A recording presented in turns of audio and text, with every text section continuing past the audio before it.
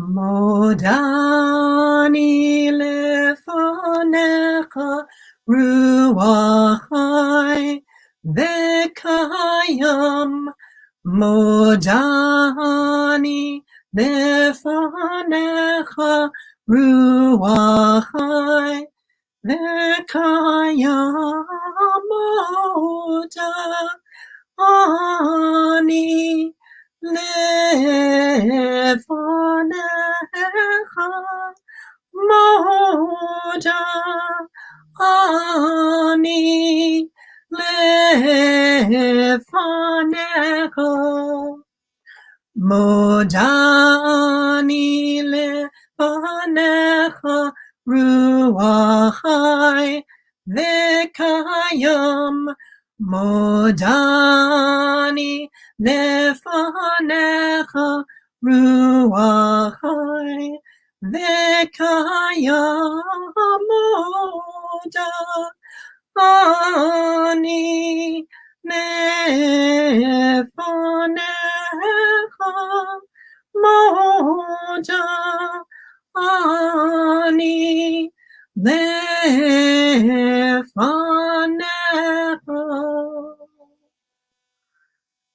Boker Tov, Yom Rishon, good morning, Sunday, and welcome to Musar Morning. I'm Rabbi Monique Mayer of the Bristol and West Progressive Jewish Congregation, and thank you for joining me in this virtual prayer space for Morning Musar. I invite you to get comfortable wherever you are, and it's fine to have your cuppa or water nearby. I also encourage you to have a pen and paper handy. There'll be a few opportunities to jot some things down.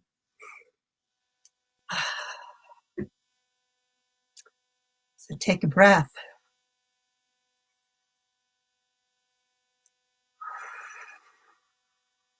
Breath is the gift of life.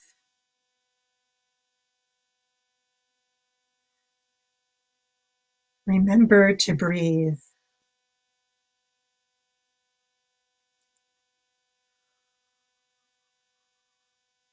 And if we could bring up the chants, please.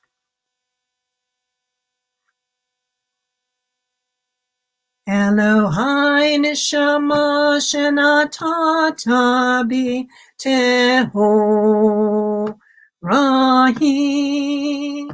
Elohai neshama shenatata bi teho rahi. Elohai neshama shenatata bi teho rahi. Elohai neshama shenatata bi teho rahi. Elohai neshama shenatata bi teho rahi. Elohai neshama shenatata bi teho rahi. Elohai neshama shenatata bi teho rahi. Elohai neshama shenatata bi teho rahi.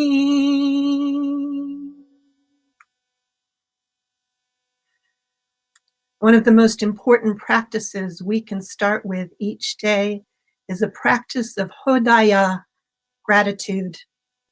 Practicing gratitude enables us to appreciate what we have and begin the day with a heart full of blessing.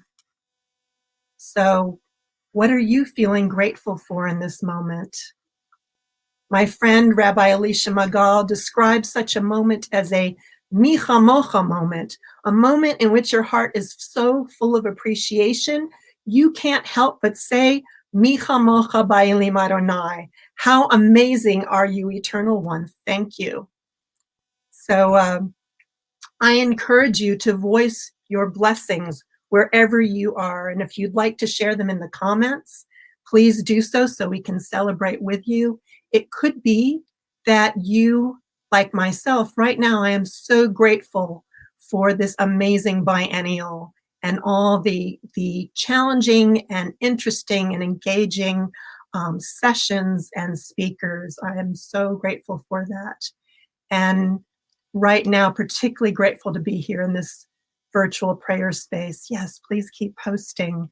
What else are you grateful for? It could be small. It could be, oh, I got up this morning, I'm here.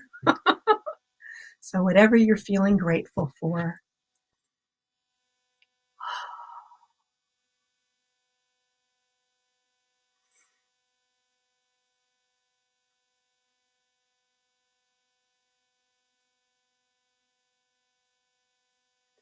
So for all these blessings, both large and small, we say the words together, Modim anachnu lach, Modim anachnu lach.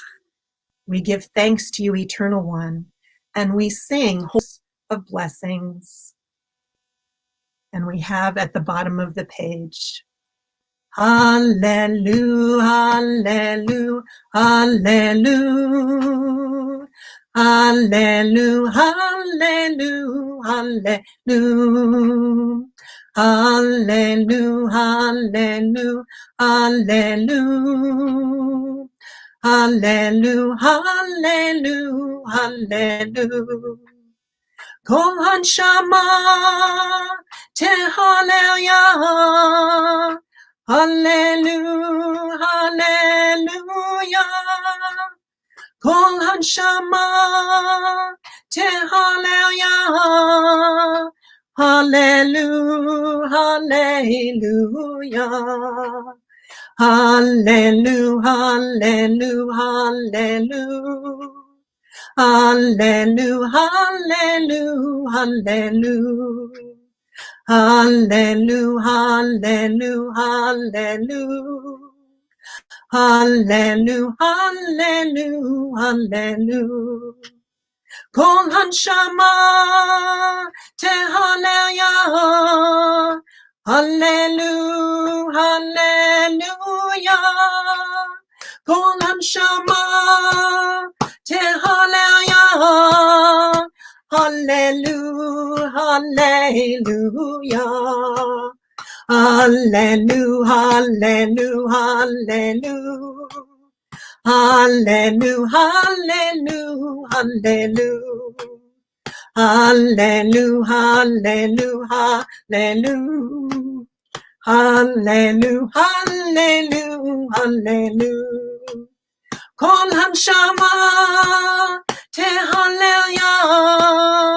Hallelujah, hallelujah. Kol hanshama tehalleluya. Hallelujah, hallelujah.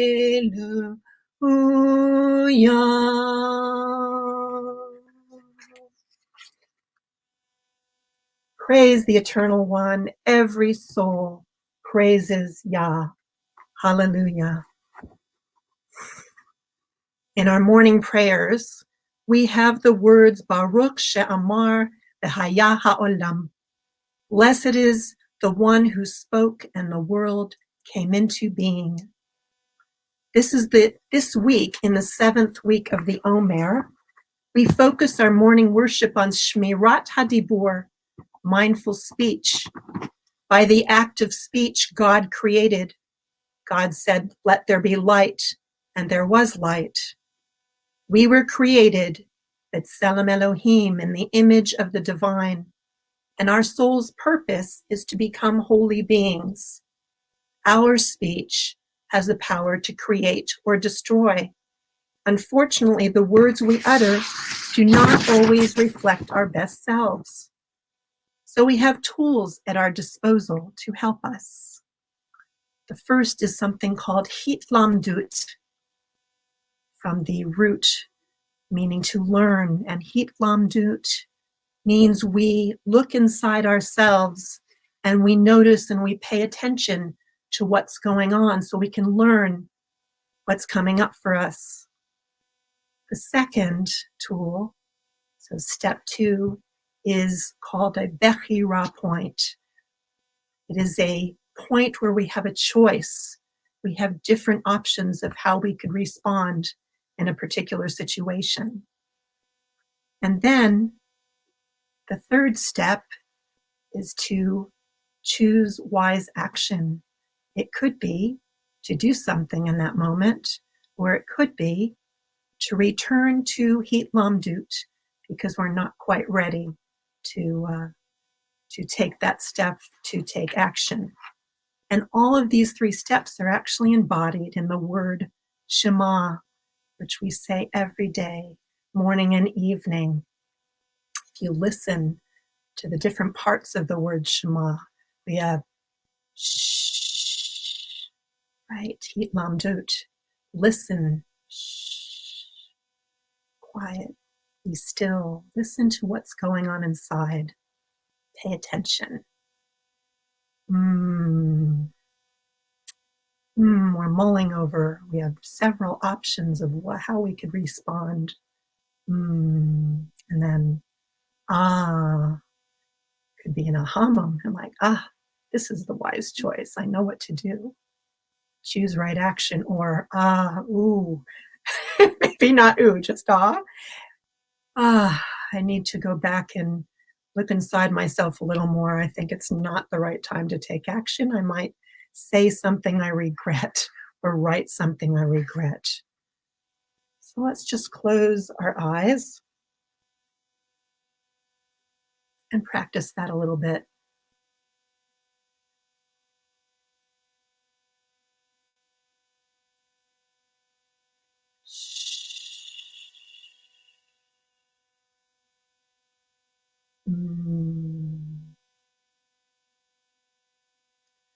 Ah.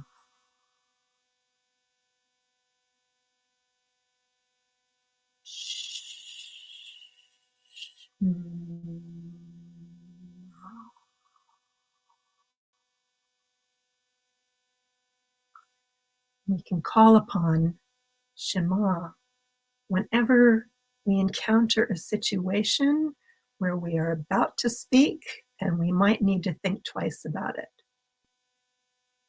Shema also means listen. So listen, or listening first to maybe what the other person has done or said or written. And then we use Shema to get in touch with what is going on for us.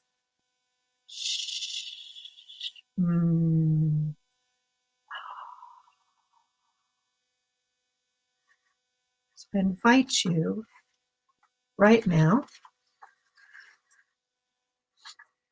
on your piece of paper. So just take a few moments. And the first question I'm going to put out to you for reflection is, when are my words most in alignment with my intentions? This is only for you, not for anybody else. When are my words most in alignment with my, I should probably say, wise intentions?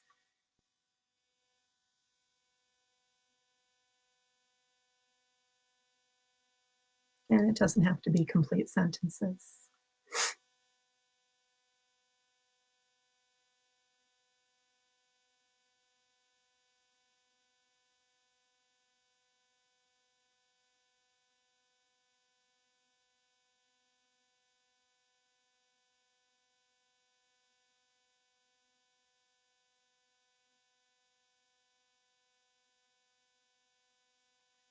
Next question. How can my words be used to create or destroy worlds?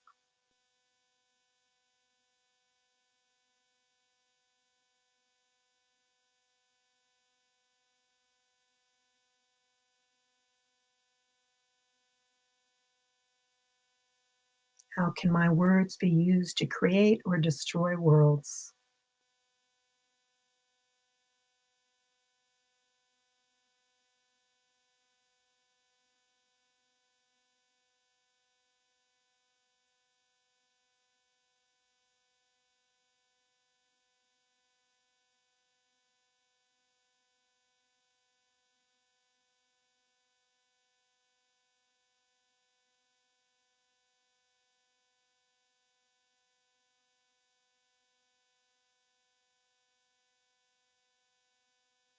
And what is the world I want to create? What is the world I want to create?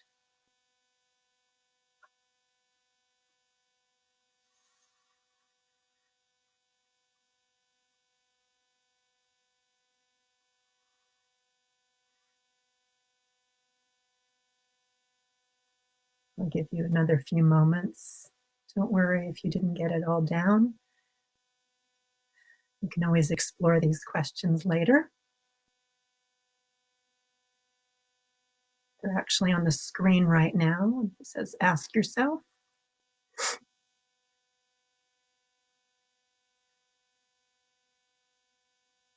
Some of you might want to take a screenshot just so you've got them for later. It's okay.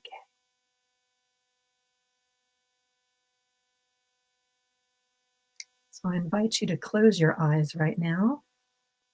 Just put your pens, pencils aside, whatever you're using to write.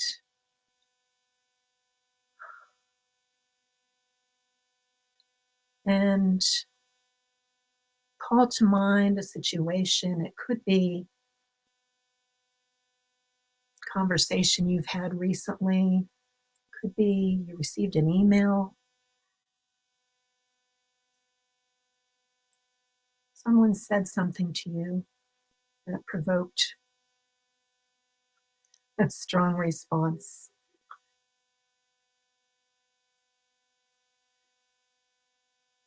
I want you to imagine yourself in that situation again, a similar situation, and just notice, using Heat Lam Dut, what is coming up for you in that moment. What feelings, what thoughts, what body sensations. Be gentle with yourself. You're just noticing what comes up. Oh, I'm a bit angry about that, or oh, I'm feeling a bit hurt, or oh, I need to have the last word. Whatever those things are that are coming up. Just notice. Be still. Shh.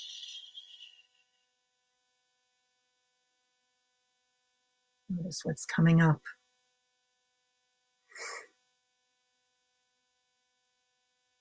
And then move.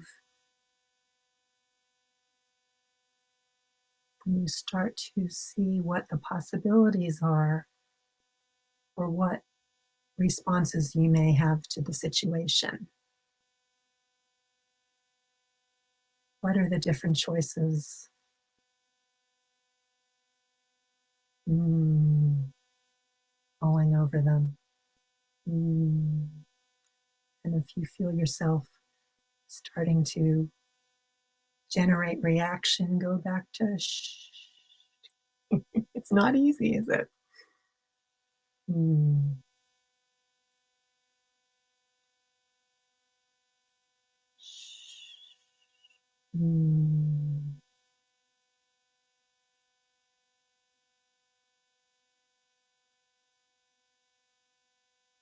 sit with those choices, those options, and imagine yourself making the wise choice. And if it's too hard right now, go back to Heat Lam Dut, go back to observing and noticing.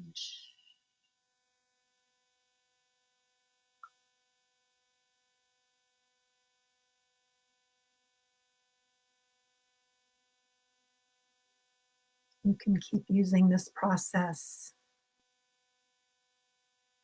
If you find yourself in a moment where you could say the wrong thing, something that inflames a situation, or responding with an email that might make something worse than it was already. Stop for a few moments and still yourself. Notice what's coming up. Consider what choices you have in the situation.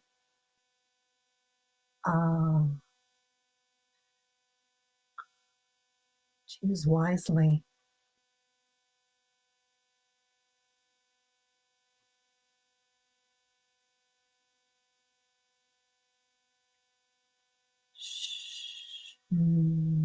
Ah.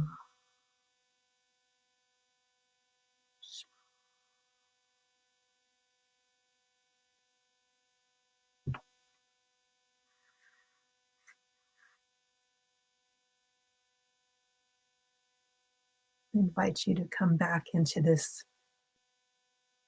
space together.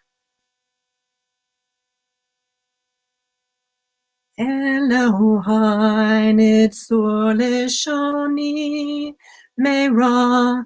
Elohai nitzur lishoni meira. Elohai nitzur lishoni meira. Elohai. Elohai. Elohai nitzur lishoni Meira. Elohai nitzur lishoni Meira. Elohai nitzur lishoni Meira. Elohai. Elohai. Elohai nitzur lishoni Meira. Elohai nitzur lishoni Meira. Elohai nitzur lishoni Meira. Elohai. Elohai. Oh God, guard my tongue from wrong. Help me to choose wisely. So the last piece that I'm going to encourage you to do is to choose a reminder phrase that you can write down or carry with you in your pocket. I put mine on my bulletin board in front of me so that when I look up, I see the phrase. I have a phrase up there that goes with it, says progress, not perfection. I think that is also important as we practice in Musar, that we celebrate and we honor ourselves and we're gentle with ourselves. So we have, go back to the top of that page, a number of reminder phrases we can choose from. Just choose one. Nothing, I'll read them aloud just so you can get a sense. Nothing is better than silence, or nothing is better than silence, but I think that sounds negative. So nothing is better than silence.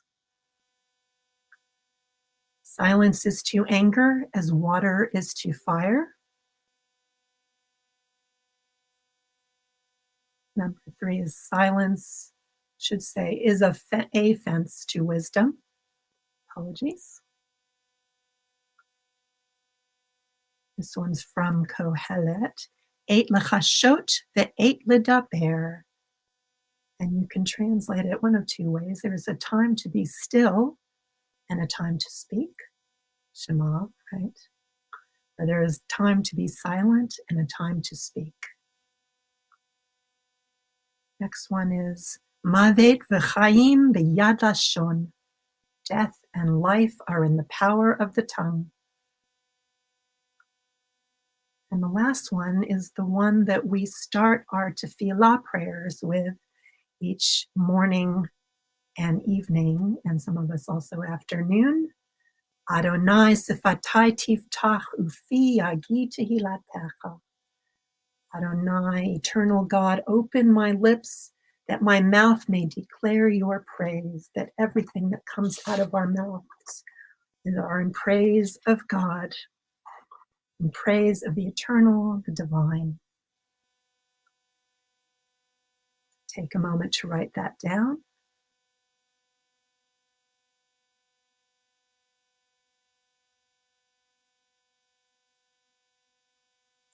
So today, on Rosh Chodesh Sivan, because it's not just the first day of the week, it's also the first day of the month of Sivan and the final day of our Biennial. we are presented with another cycle of possibilities and opportunities. May the meditations of our hearts and the words of our mouths be acceptable to you, Eternal One, and to each other, our Rock, our Redeemer. And we'll conclude, and apologies, the words aren't there, but many of you know this. So, with Olam Chesed Yibaneh. Olam Chesed Yibaneh. Yadadai, dai, dai, yadadai, dai. Olam Chesed Yibaneh. Yadadai, dai, dai, yadadai, dai. Olam Chesed Yibaneh. Yadadai, dai, dai, yadadai, dai. Olam Chesed Yibaneh. Yadadai, dai, dai, yadadai, dai. We shall build this world with love. We shall build this world with kindness. We shall build this world with wise speech, gentle speech, speech that seeks to build, that seeks to help us come together in collaboration, in good intention, and speech that honors the divine in each and every one of us. May you be gentle with yourselves. May you continue through the day opening to others' words and reflecting on what comes up for you, even as you are challenged. And may you do it with blessing and joy. Amen. Boker Tov.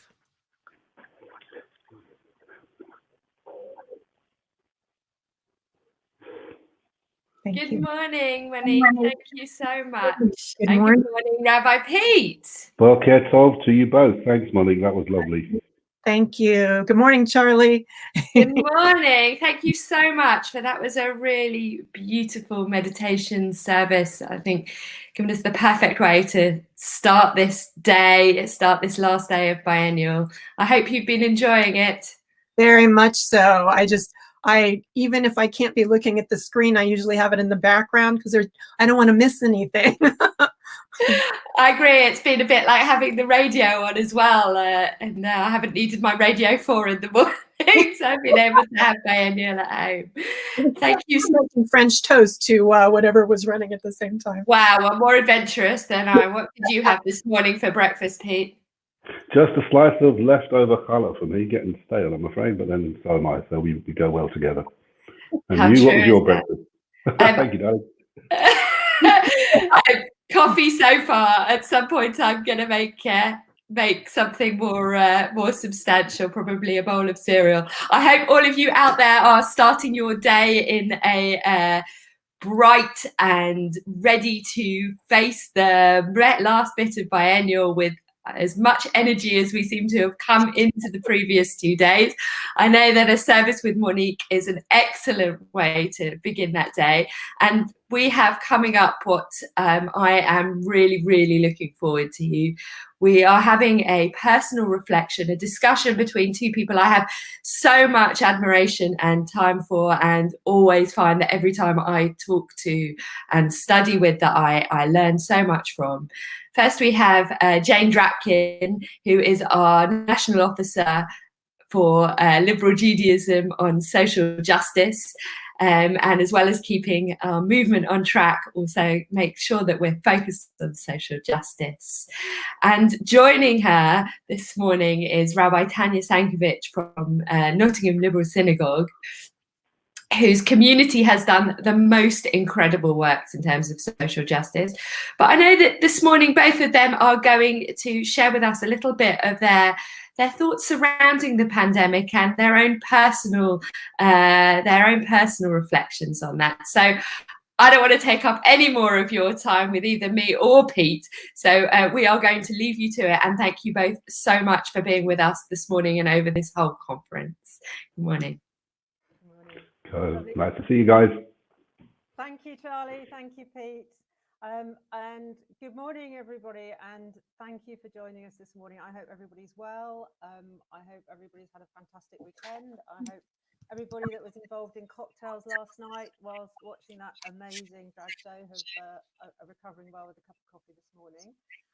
So what we're going to do this morning is just, as Charlie said, the two of us are just going to share our personal reflections and experiences during the past couple of months and before, thoughts for the future. But what we really want to do is hear from all of you about your experiences and your thoughts. So in a moment, I'm going to share my thoughts. I'm just going to say good morning to Rabbi Tanya, ask how you're feeling and any thoughts before we kick off. Jane, sorry, I'm sorry. I keep popping up like some sort of strange talking head, but we need you to unplug your headphones, Jane, because they are not working as well as you probably will without them. And we want to make sure that we hear everything. Just say good morning to us again. I know we can't hear anything. Good morning. There we go. Wonderful, Jane. Loud and clear. I'm going again now. Thank you both. Did you hear anything? Yeah, we did. It was just very, very quiet. So you don't need to repeat at all. It's just that we want to make sure that everybody at home has a really good sound quality. Okay. Well, you didn't miss anything anyway if you didn't hear that. So thank you, Jane. So Tanya, good morning. How are you? Any thoughts before we start? Good morning, Jane. Yes, just really, really looking forward to talking about social justice and so excited about sharing this session with you and all other friends around our communities. Marvelous. So how we're going to do this is I'm going to share some of my thoughts, and although I am a trustee of Liberal Judaism, these are my thoughts, these aren't LJ's thoughts. And in fact, I think one of the things that we want to explore today is, what are LJ's thoughts on social justice? What does that mean? Because there's so many people out there involved in social justice. So these are my very self-indulgent thoughts, if you like. And just as a bit of context, my background sort of before I became involved with LJ is for a few years I worked in humanitarian aid, managing emergency healthcare programs in places like the Democratic Republic of Congo and Afghanistan, running projects helping countries rebuild after conflict, including, for example, the work experience program in Eritrea and building community cohesion in countries like Liberia and Sierra Leone. And alongside that, I was involved for a while in policy and campaigns work. So ranging from being a volunteer on the launch of the Fair Trade Mark many, many years ago, some of you may remember when that all happened, through to contributing to policy papers sent to the IMF and World Bank, lobbying for debt relief for the poorest countries, for example.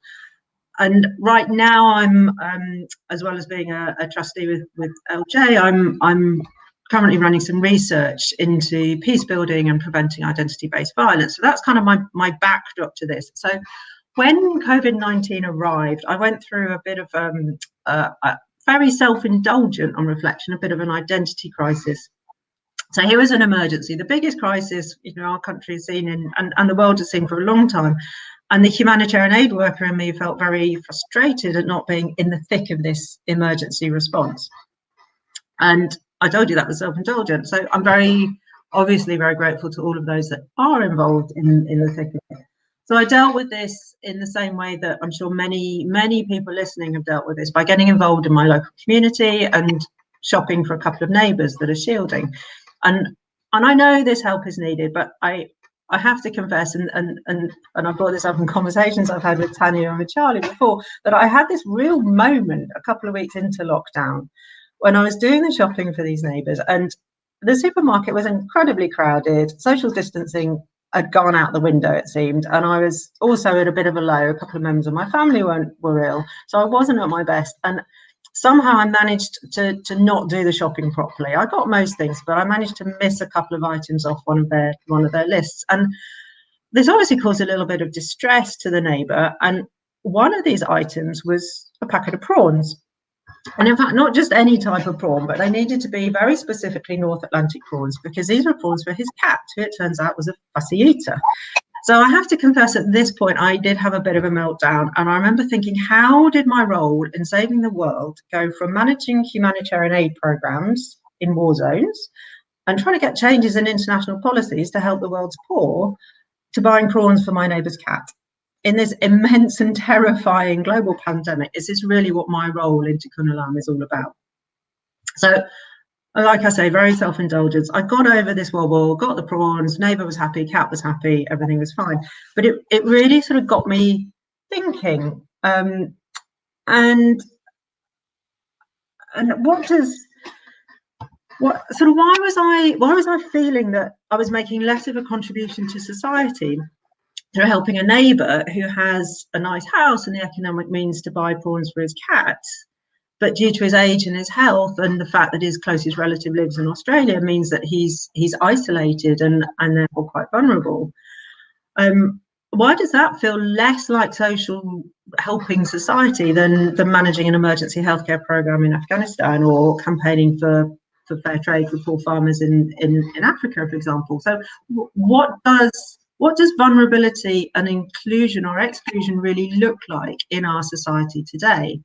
Now, I live in quite a wealthy area. I live in Windsor, so economic hardship, it does exist, but it's nothing like as extensive as there are in some other parts of the country. But age and health conditions now qualify people to be isolated and vulnerable. And as lockdown restrictions ease for many of us, this vulnerable category may remain isolated. Are they in danger of getting left behind whilst the rest of us start to somehow get our lives back to normal? And similarly, we're connecting today across Zoom, which is just amazing. But has this become a new dividing line in our society between inclusion and exclusion? Whether it's through lack of access to broadband, or lack of the financial means to buy the technology, or lack of knowledge on how to use it, this use of online communication mechanisms, has this become a godsend to some and completely inaccessible to others, causing another dividing line? And so this crisis as well has shone a spotlight on our society's pre-existing tensions and cleavages and inequalities, both here and more widely in the world. So poor housing, lack of housing, a home that isn't safe, insecure livelihoods, food and energy insecurity, cuts in the NHS, neglect of the social care sector. The list goes on. We all have things that we're interested in. And then the heightened challenges in society going forward, increases in unemployment and a shrinking economy. So this concept of we're all in the same storm but sailing in different boats, I think, has real resonance now in the context of thinking about social justice during these times of COVID. And for me, it raised a few particular questions. And one, which I know is one we've talked about a number of times within LJ, is this balance between social action and social justice. Now, again, for me personally, I've always jumped between the two. On the one hand, I might be running humanitarian aid programs or donating to a local food bank, but at the same time, campaigning and lobbying or contributing to policy work or awareness raising around changing some of those systems and structures that lead to these inequalities.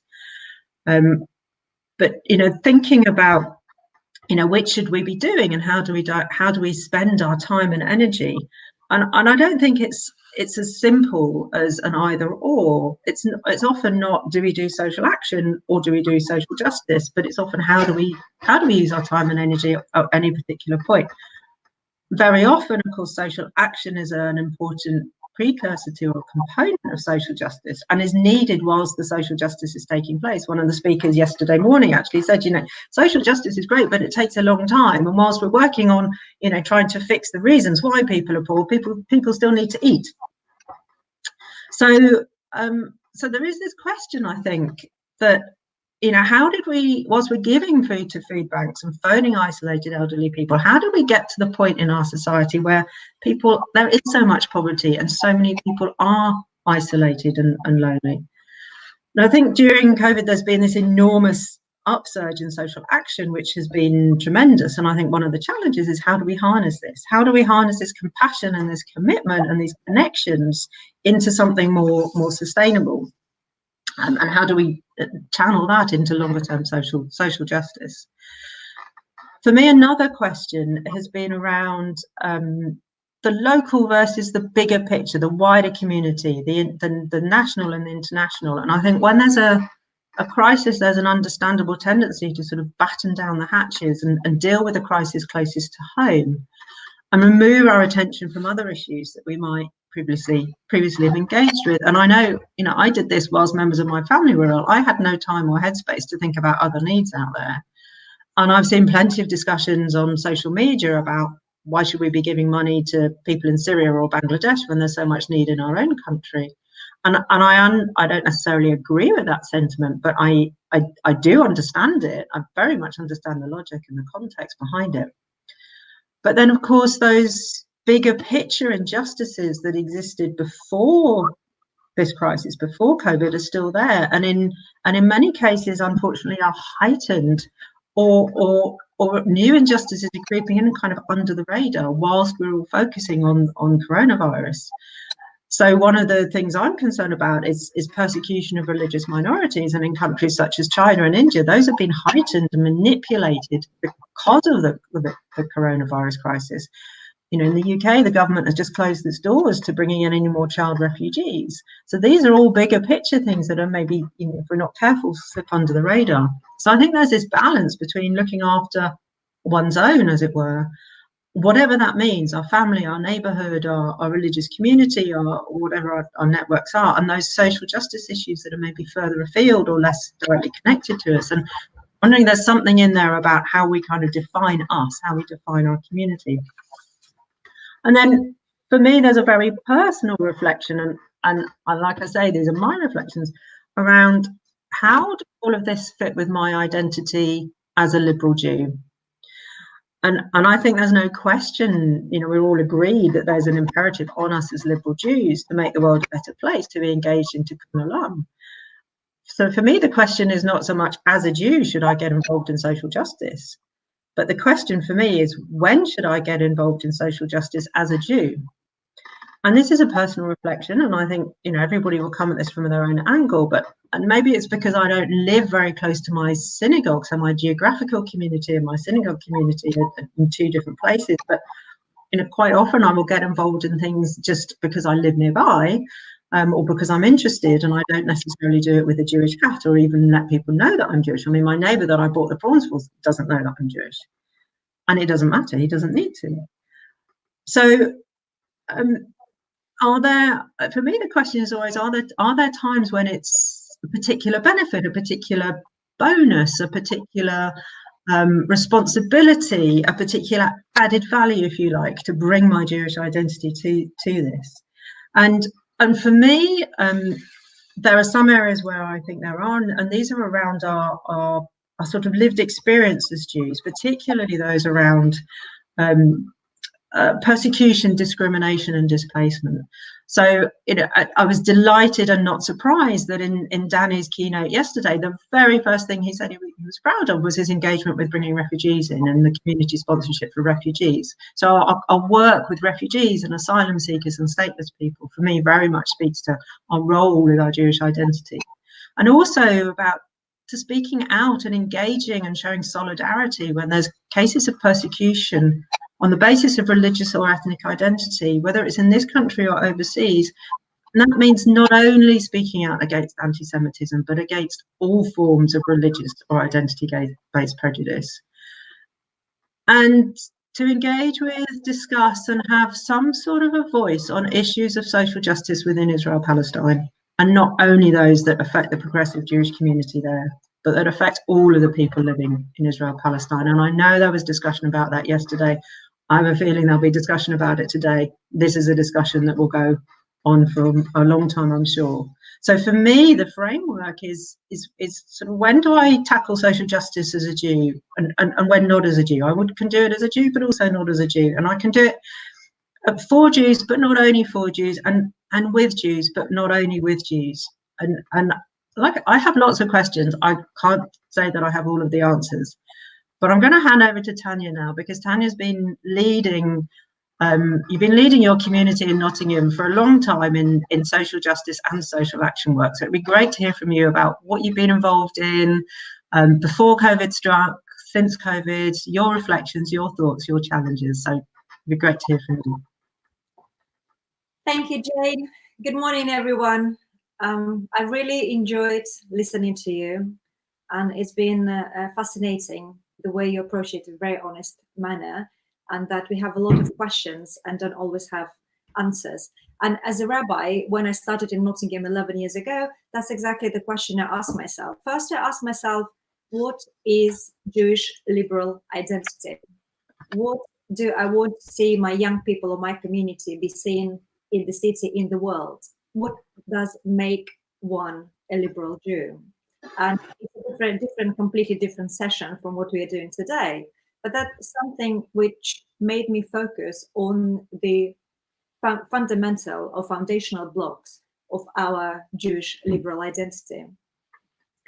And social justice and social action is a really important part of who we are. And that's what we are known for. And that's why in the last 11 years, we basically lived through justice, you shall pursue, as taking it literally and trying to implement it in life. The first thing which we've done is probably in all other communities around the country and maybe around the world. It will be great to know what other communities are doing after I finish my introduction. We introduced social action project for all our bar bat mitzvah young people and engaged in social action project. And it could be anything from supporting an animals charity, raising money to purchase new video, it was a very complicated video screen for the synagogue. It was helping at our own charity, Salam Shalom Kitchen. And the latest one, which is really sweet, bat mitzvah girl who's now a lady, as she had her Zoom bat mitzvah last month. That was the first one, with Hiano. She cooked desserts every month for the guests at Salam Shalom Kitchen. That was fantastic. So young people engage in different ways, and it's really crucial way to introduce them to first our identity, but also our way of life. I was listening to what you're saying, and I just actually wrote down a few reflections before we'll go through all the other projects. One of the things we don't do in our community is we don't do programming. You know, social justice, it's something which we live. Social justice and becomes social action. It's a value. It is a way of life of our community and our members as individuals. And that's why I think there is no really big difference whether you react as a Jewish person or whether you react just a person who feel you've got to make a difference to the world, whether Jewish or not Jewish. It's doing the right thing. You know, if you see injustice, make it right. If you can't do it yourself, bring your community. And that's probably the slogan of our community. And that's why the first thing we've done is we joined Nottingham Citizens many years ago. We were the first organizations to do that. Because one of the most important things for us as liberal Jews in Nottingham and my community is being part of the wider world. We put ourselves on the map in Nottingham. We are really deeply embedded now in so many projects in Nottingham. We do care about our people, and it's important, absolutely. But also, it's important to care about everyone else as well. We're all in God's image, and that's how we're known in Nottingham. We're Nottingham Liberal Synagogue, who pursues social justice in so many ways, and not only looking after our own people. And that's how, through the Nottingham Citizens, we started Salam Shalom Kitchen, which is now brilliantly led by a chair, who's a member of my community, Dr. Karen Worth. And in May, the end of May, we were supposed to celebrate its 5th anniversary. So we've been doing it now for 5 years. Once a week, we were serving hot meals and it's a joint with the Muslim community to people who are in need, people who are lonely, and homeless people in Nottingham. And then we've done collaboration with Framework as well. And it was kind of new collaboration because we were looking after the house where the homeless people who had really severe mental illnesses lived. And we raised money for them as part of our community appeal, and they were most grateful.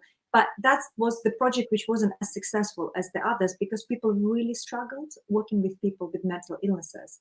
And all the personal problems of having a difficult relationship with either relatives or friends came up. And it was really interesting that Salam Shalom Kitchen took up, and it's such a great success 5 years later. But the project with Framework didn't work as well as a community, but we continued it as individuals. So the good thing which came out of that project with Framework is that our members individually sign up as their volunteers and been helping through the organization in different ways and capacities as their volunteers already.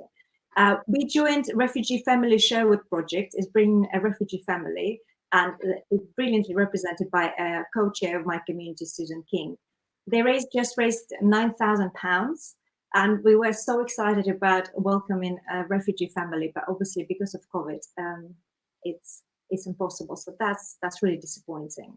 And we've been looking after 3 lovely refugee girls, and that's something which is a great success, which I would like to share with you, because one of the girls, she is a Persian Jew, one of very few which remain these days.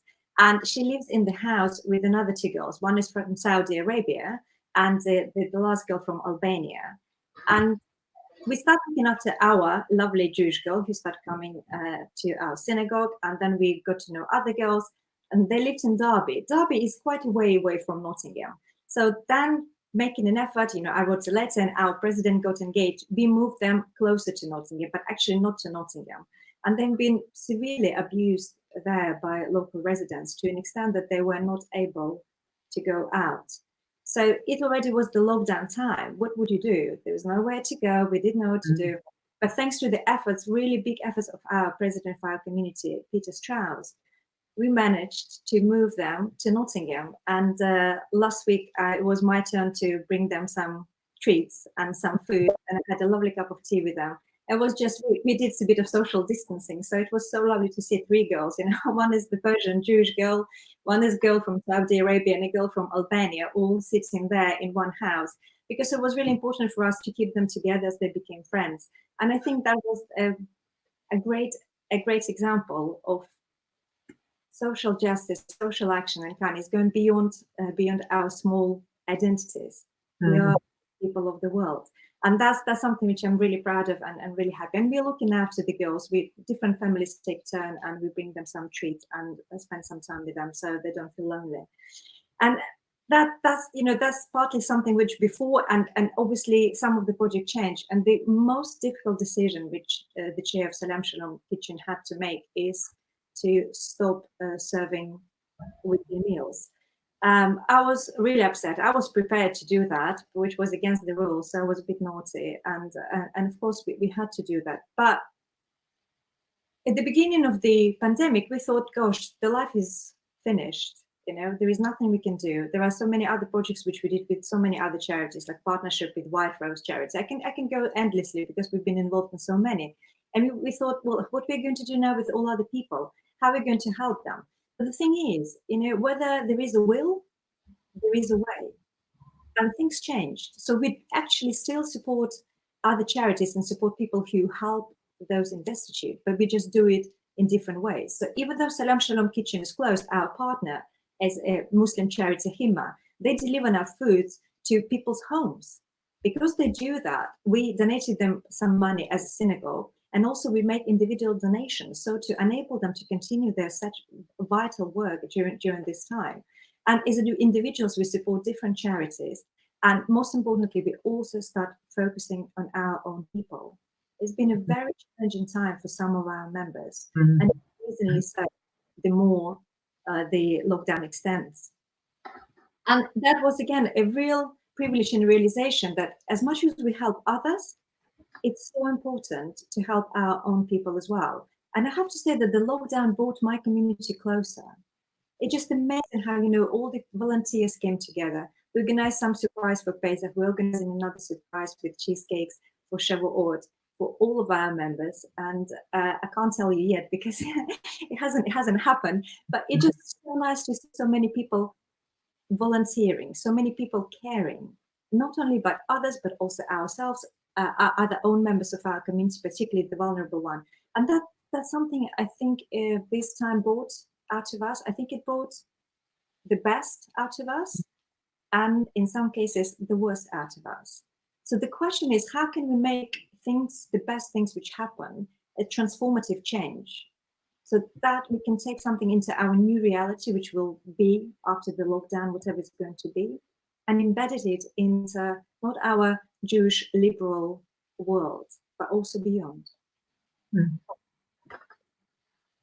Fantastic. Wow. I feel quite humbled and exhausted listening to all of the work you and your community have been involved in, Tanya. Thank you. And again, some amazing examples, both of work that you've done, but also of collaboration and of adaptation to the changes in circumstance. And I think before we sort of talk anymore, I just want to throw it out there to everybody listening. Do please send in your thoughts, your experiences, your questions, your challenges to us, because this is all about hearing what everybody else has been doing as well, and engaging with what's going on in the wider community. So I think you've made raised a really excellent point as well, Tanya, about, I mean, there's so many things I'd like to ask you about, but particularly the way you left it at the end is about how do we build on this? How do we build on the good things that have been coming out, as well as recognizing all of the challenges? How do we do that build back better? How do we harness these new connections, this new enthusiasm, this new energy, these new partnerships?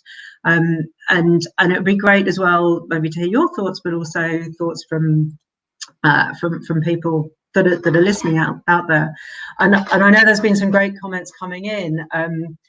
And Tamara, yeah, your comment, the pandemic is throwing existing inequalities and injustices into sharp relief. We're in a period of huge and rapid change. We need both to provide immediate relief to those in need and to be actively planning and strategizing for how to shape that change, to imagine and build the new world we want to see emerge from this moment of rupture. Could not agree more. I think a challenge is how do we do that when we are all pulled in so many different directions? And Tanya, do you want to just share a little bit from your experience with your community about how you've actually made all of this happen, given that there are only a certain number of hours in the day and that everybody's got lots and lots of different priorities? I can speak for hours about it because I'm very passionate about social justice and social action. But I would love to hear what people who joined us today for the session think about it as well. And also to see what other communities are doing, because that would be really interesting. For me, it's, as I said to you, if social justice, social action becomes one's value, it's creating for the community, creating the that as an embedment within the community, as a very important block of our identity structure. And then when you build on it, different people are attracted to different projects. And if that's what is the atmosphere within your community, that you do things, you don't talk about things, you get involved with things, then different people get involved with different projects. It's impossible, for one person to do everything, but all together it's a strength. But also, by helping others, whether it's in our community outside, we help ourselves. But what I like, very quickly before we will open the platform for discussion, very quickly I would like to say that what is also important is to understand how those inequalities, which some people mentioned in their comments, they affect our society. Because over my quite a few years now working in the charitable sector in Nottingham, it's been 11 years, the question which arises, we can help people, and we will do our best. But does it really change the world? Does it bring that transformative change in the world? Does it erase those inequalities? What can we do? How we can get to that point of the Maimonides, tzedakah ladder, when we enable people, we provide opportunities for people to lift themselves out of poverty. One of the things which I did when I was involved in Salam Shalom Kitchen at the beginning of it, because I was there on a weekly basis, then Karen took over. I asked the guests to help volunteering within the kitchen. And it was such because people ask me, why do you do that? You know, we've got volunteers. That's the whole point. Involve people, the volunteers, they build relationship. And I said, because I want them to feel valued. I want them to feel they're part of the project as well. And I think that's, again, you know, how to get beyond that point. Okay, look, I'm poor, look after me. How to inspire people or enable people to help themselves, to lift themselves out of poverty. I'm sure we can. You know, I strongly believe that the world which we are now in is not the way which it can be, and that's why I do what I do. But for me also, it's the mindset of people who we help and the mindset of people who help. You know, we give alms. How can we give the help which will eradicate those inequalities? When people will feel strong enough to think, yes, you know, I can help myself, or with help of others, I can do that. Can we do that? No, some great questions. And I think what you say about that, this is just what we do. This is how we operate. This is our values. This is just how we go about doing things, where we make decisions within this framework of social justice, and that kind of influences everything we do. And that's, I'm sure, not just within what you do within your synagogue community, but that's what people take out into their everyday life. And so many different aspects in there. How do we challenge the big picture? How do we help people to help themselves?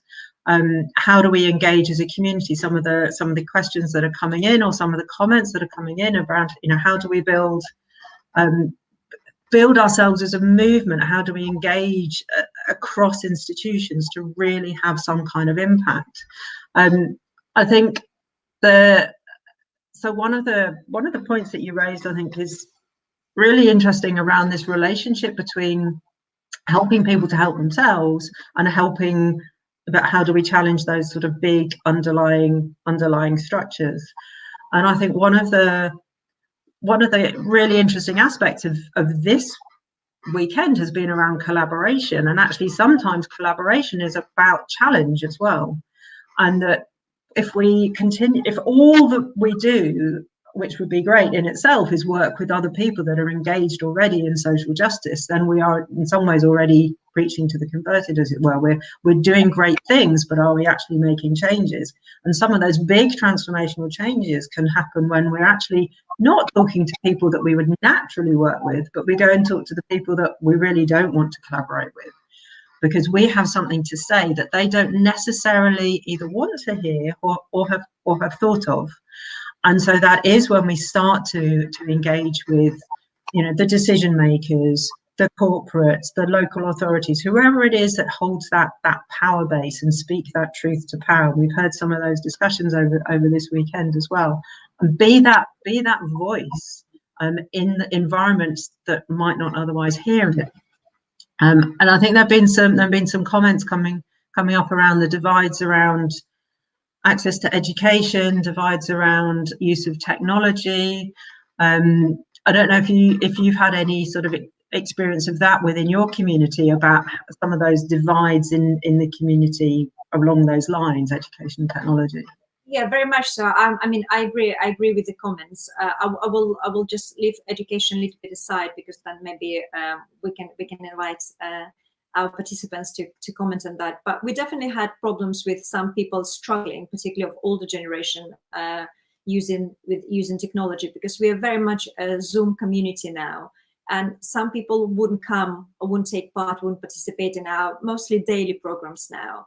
And for some it was, you know, the fear of technology. For some, they just didn't think they could do that. And again, that's why I said it's about the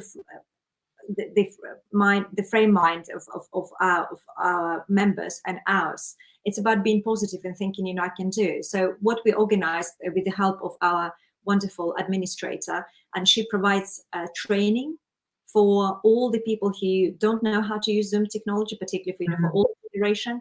And she does those training by request.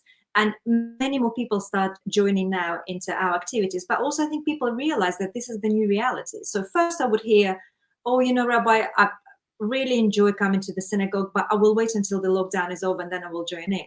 But I do think people are missing out, particularly those in isolation. that older generation, they are missing out, because that gives some sense of community connection. And it's important to be proactive and to explain to people, look, this is our new reality. We didn't expect that, but that happened. How can we make it work the best for you and us in the current circumstances? And when we are proactive and when we think positively, then those transformative changes happen. And one of the best examples, I give just one, I have a wonderful member in my community who is in his 50s, and he also said that he struggles with Zoom services. It doesn't work for him, and he would prefer not to do that. And then he joined the biblical Hebrew course, and I realized that his Hebrew was fantastic. So I said, what about you sharing your service with me? I didn't realize that Hebrew is so good. It's a great opportunity now during the lockdown to explore some new skills. And he agreed. And since then, he's been coming to every service, obviously, to practice. And now I haven't heard back from him that Zoom services don't work for him anymore. Wonderful, wonderful. But that really speaks to what you were saying earlier as well about how people view themselves. And I think that empowerment, because actually what he was looking at there wasn't the challenge of joining a service through Zoom technology. It was about what he brings, and actually he has this amazing skill. And therefore he had something to contribute. And I think deep down, most of us actually have this real need to contribute, to collaborate, and this, this came up in the discussion yesterday between Danny Finkelstein and Matthew Gould. That ultimately we all want to collaborate in some way and have some feeling of worth, that we bring something to it. And opportunity, because I think now actually people doing stuff from their homes again gives them completely different opportunities. Like sharing a service, many people will never do it in life, but from your home there is a bit more courage. So I think we have to find the silver linings in the current situation and build.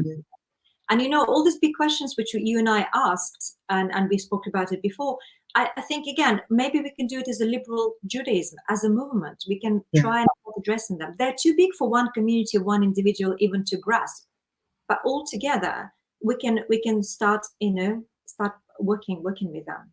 And isn't it fabulous that we've seen over this weekend just how much talent and energy and drive there is in the community? And we've only scratched the surface. We've seen a few people.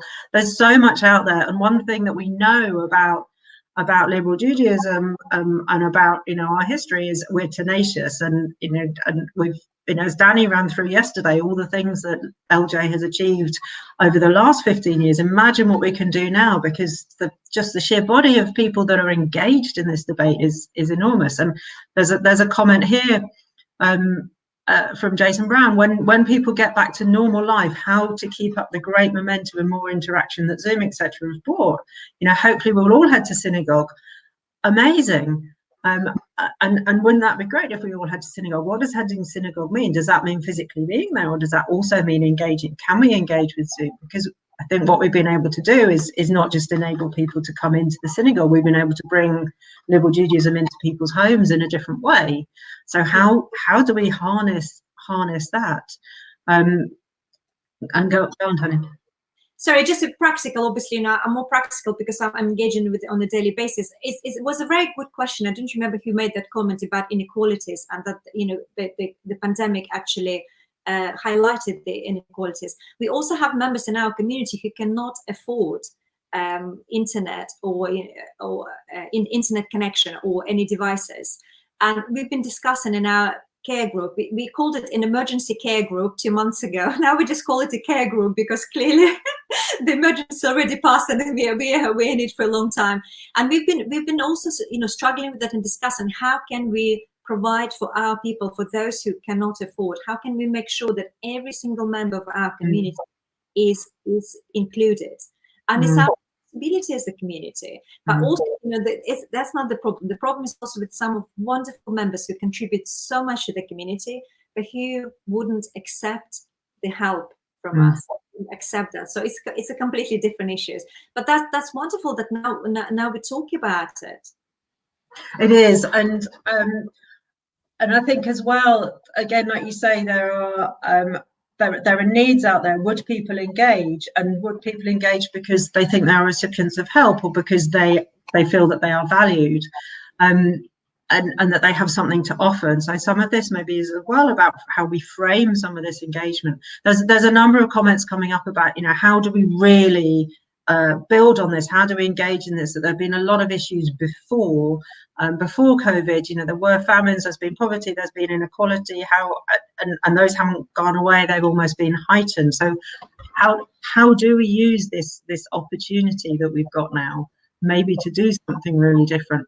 I want to kind of throw it out there. We've talked about networks and collaborations, and LJ has had a long partnership and collaboration with Citizens UK, and at the moment at strategic level that relationship has stopped, but it's continuing at community level, and we're just in a phase at the moment to think about, well, what do we do next, because that was set up to do a very specific purpose, to get the movement engaged with Citizens UK, and has been very successful in that. So where do we go next? And I think for me there are some questions about, what does collaboration look like? Does it need to be, what level are we talking about? At an institutional level? Are we talking about at individual synagogue level? Are we talking about individual levels? Does it need to be just with Jewish organizations? Can it be, how do we build this collaboration that we've got internationally now, between, you know, we're sitting here in the UK, but, you know, I've heard people talking from Cape Town and from Copenhagen and from Dublin and from Argentina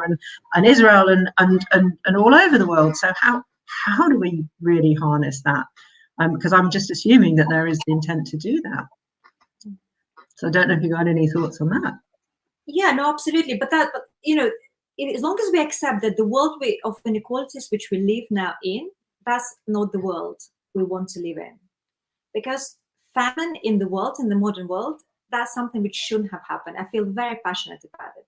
Having people who are starving around the world, that's not right. But then there are very simple steps which we all can take, and some of us don't take.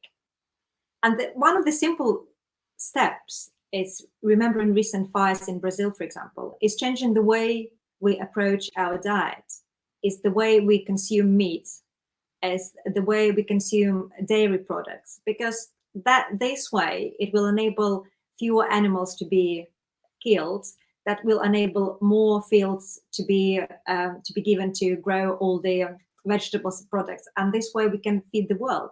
So the waste, you know, the question is, what is social justice? It's something which is quite difficult to ask, and maybe there is no much time to talk about it, but, you know, what do we mean by social justice?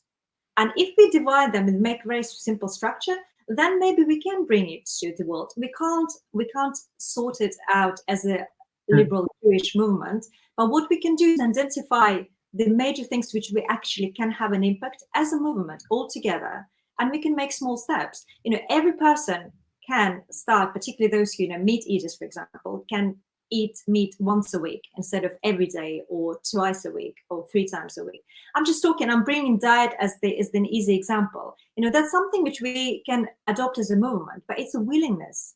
It's a willingness of people to say, look, the world we live now in needs a change. How we all together can bring that change. It's about taking responsibility.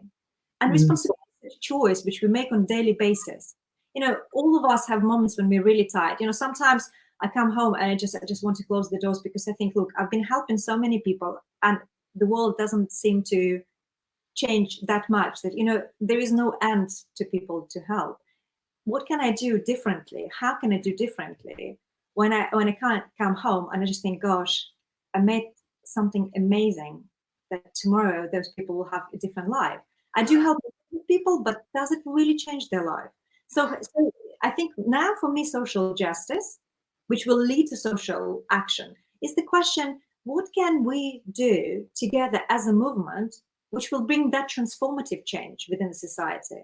Not just feeding into all these inequalities. Okay, you know, we can help these people just to survive, and that's what we do. Is it social justice? Sorry, maybe it's a bit. No, well, I think they're great questions, and like, you know, as I was saying earlier, it's sort of where do you balance it, and I think what you've hit the nail on the head with is it's often about asking questions. And, you know, there's a comment here from tomorrow, you know, it's about building, you know, having impact by building collaborative relationships. Absolutely. But it is. And it's about how do we build those relationships? And how do we build those relationships given that as a movement, we are all in different situations. You know, for some of us, we live very much within the catchment area of our synagogue, and we do things very much with our synagogue community. But for others, that's not a model that we can necessarily engage in because of where we live or the way our lives work. And so I think it's about having multiple ways to engage and allowing people to draw on their strengths, draw on their interests, and draw on things that they're really passionate about. But you're right, it's about asking the question. So, you know, years and years and years ago, when I was involved in launching the Fair Trade Mark, we launched one product, you know, one solitary product, which, you know, Mile Gold chocolate, and it carried this Fair Trade Mark. And at that point, thinking about the supply chain and where our food came from was very, very rare. And, you know, buying a chocolate bar was not going to change the world. But now thinking about the supply chain of everything that we buy it's just normal. We don't want slave labor. We want to know what's happened to the environment. We want to know, you know, what's happened to, you know, people being paid a fair wage. Are they working in safe conditions? It's just a given. But that didn't happen overnight. That happened through a gradual process of raising awareness, making an impact on a small number of farmers, gradually building a movement, and also tackling at lots of different levels. So the people that could really do that high level negotiation and lobbying with you know, having all the economic information at their fingertips could do that. Those of us that could just buy chocolate could do that. You know, we can all do that. So I think it's about those multiple levels and recognizing that, yes, it does take time, but ask those questions. Exactly. It's like a ripple, you know, you make it drop and then goes. I particularly know about the Living Wage campaign because Nottingham led on it, and we as a synagogue led on it as well. So we were very much involved in the Living Wage campaign. And the same with the fair trade. Look, we're a fair trade synagogue thanks to you. And I'm sure a lot of the liberal synagogues are fair trade synagogues now as well. It's also about education, something which we forget. It's about, like, in our synagogue, you know, it's our ecosystem, you know, social justice is part of our identity. So it's not only about what you do, but it's also about values. And that's why I say that in our synagogue, we don't do programming, you know, it's about relationship and strategic thinking. We do relationships and strategies because it's what we live, you know. If it's your value, then you engage in it in different ways. But that's how our children are brought up in our synagogue. You do social action project as part of your bar bat mitzvah. That's who we are, liberal Jews. So it's engaging in a personal level first, because then it manifests in different ways, but also engaging as a community and higher as a movement. So education and making the small ripples all over the country and the world, that what makes the difference. It does. And I want to sort of be a little bit challenging now as well, because one of the things for me, as I sort of said when I was speaking earlier, is around this bit around the Jewish identity and some of the sort of conflicts that gives to me, or not so much conflicts, but the discussions I have with myself and in my own head, as well as discussions that I have with others, both Jewish and non-Jewish, that when I'm working on social justice and I'm, you know, working on fair trade, or I'm shopping for my neighbour, or I'm you know, signing petitions for NHS staff to get fairer wages, that's fine. It's fairly non-controversial.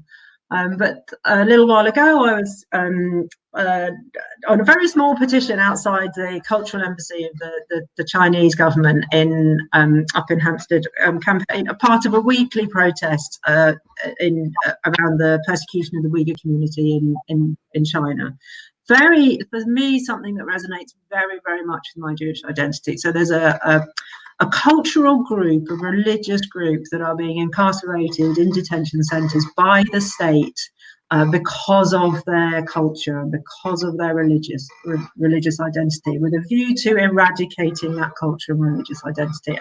And even now, during this time of COVID, there are reports that Uyghur people are being used as forced labour to enable Han Chinese not to have to work to protect themselves from the virus. So for me, that speaks very, very much to my identity as a Jewish person, and this was a Jewish protest, and I've got lots and lots of great support from people going by, lots of hoots on the horns, lots of people stopping wanting to know more. Alongside that, I also got comments about, well, what about the Palestinians? What about Palestinian rights? What are you doing about that? And, you know, okay, we know where those people are coming from, but for me, there's a conversation there, there's a discussion there that needs to happen. And I don't imagine that we will all agree, but I think for me, there's a little bit of a vacuum around discussing that issue in the context of social justice under LJ. So I'm interested, and again, in any thoughts on that. Well, actually, we don't have time to talk about it, but you know, Salam Shalom Kitchen, our charity now, the project which started 5 years ago, came out of a trip to Israel, which I had. I ended up there during the last war, accidentally. And then when I got back, and I was terrified going in all the shelter and visiting my relatives, and quite terrified. It's a wonderful long story, but I'll cut it very short. Demonstration outside the BBC Radio Nottingham, and because I do Thought for the Day, I used to do Thought for the Day with them. You know, I just got in, and it was, anyway, to cut a long story short, I had a conversation about it, and I decided, look, people just don't understand that both Israeli and Palestinians are suffering as a result of this conflict. So I decided to meet with the heads of BDS movement in Nottingham and to discuss it with them and explain that the fact that they're boycotting Israeli products is actually terrifies the local Jewish community. It doesn't help our relationship. What we can do to help, you know, prevent the conflict there, but not worsen the relationship in our communities. And I had really difficult meeting with 4 people. And as a result of it, I decided that what I would like to do is to work with people, Muslim people, who are willing to build bridges rather than people who prefer to build walls. And it's a long story now cut short. That's how Salam Shalom Kitchen project came to life. And it's still, I think, probably pretty much the only project which been around for 5 years when Jews and Muslims work together. But that's the point is that Israeli-Palestinian conflict is awful, but it's one of many conflicts. And as Jewish people, we have to stand up for the rights of both people. And that's exactly what we do in our community. And we always support or try to support charities which work with both Palestinians and Israelis. Because what we need to think about is the future generations. How we can bring Israelis and Palestinians children together and to think about it. And look, what's going on in politics now, it's very upsetting. But it's a completely different session, so I don't think we have time to discuss. I've got a lot to say, but I'll keep quiet for now. No, but I think it's great because, like you say, there's a lot to say. There's a lot of brilliant examples out there around collaboration between different communities, but also around listening and listening to each other. And there are organisations out there that this is what they do. Things like Solutions Not Sides. They encourage people to actually listen to each other. And I think it's for me, this is something that it'd be great to explore more, because I think if we don't talk about it and don't explore it, it doesn't help our movement to progress towards social justice. But also it's great to actually share what we're doing. I've met so many people that are utterly surprised that anybody Jewish might be concerned about Palestinians. To me it's like, why wouldn't we? But so I think there's something in there, and again that collaboration and that building of alliances and engaging with people outside of our community is really important there. I think we've done. No, just say the engagement outside of our community is crucial, because what is lacking is education, and people don't, the information is not out there, and that often is the case. So we are almost like ambassadors of our case for the rights of both people. That's why it's so important to get engaged rather than kind of hide behind the closed doors as some people choose. It's not easy, because sometimes you hear all sort of comments coming your way, but that's the right thing to do, because when we talk about social justice, we talk about social justice for all people around the world. Yeah, no, exactly. And so it sort of comes back to, if we believe in social justice for everybody, how do we do that when there's only a certain number of us and we've only got a certain number of hours in the day, and we all have a certain number of commitments. And how do we work together when there are lots of different perspectives on what the priorities are and how we tackle them? And there's a comment here about, you know, how do we work with people that are on different parts of the political spectrum? Absolutely. You know, and I think that engagement with ideas that are different is critical to this. And again, in the discussion yesterday between Matthew Gould and Danny Finkelstein, they were talking about leadership and about courage, and also about challenge. And I've yet to read an article on leadership that says you only talk to people that agree with you. You know, that you only work in an environment where there's consensus and everybody's all on the same page. You know, you might build that consensus about certain issues, of course, but you don't choose people to work with because they agree with you. You actually will get a lot further if we start to engage with people within our community and outside that do feel quite differently. We're going to need to wrap up now, so in a moment, I think, you know, maybe Tanya, if we hand to you for a sort of 1 minute wrap up.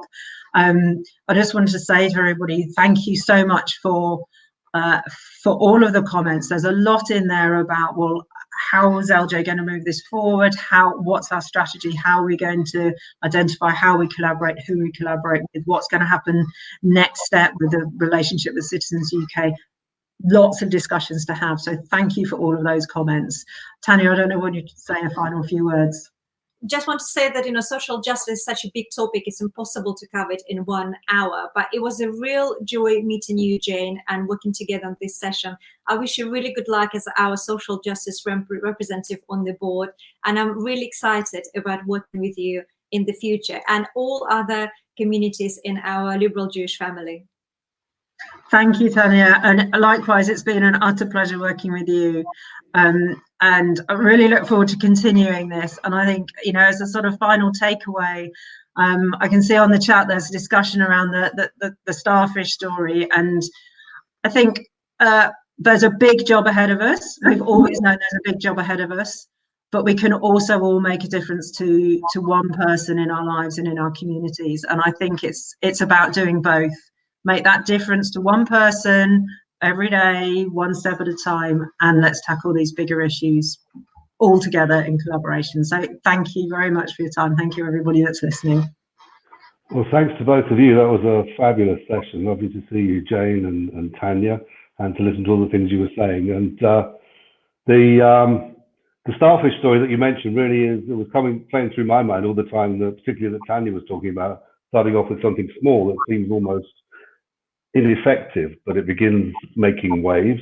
And the starfish story, very quickly, is a man walking along a beach which is littered with thousands of starfish who have been dragged in by the tide, and then the tide went out and they're all just abandoned and stranded on the beach.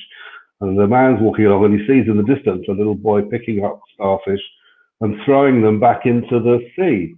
And the man goes up to the boy and says, well, what do you think you're doing, son? What's this about? And the boy says, if these starfish stay here on the beach, they'll all die in the sun. They need water, so I'm throwing them back into the sea. And the man rolled his eyes at the kid and said, look, there's thousands and thousands here. How are you going to make a difference? And the boy picked up one of the starfish, threw it back into the sea, and then turned to the man with a smile and said, well, I made a difference to that one.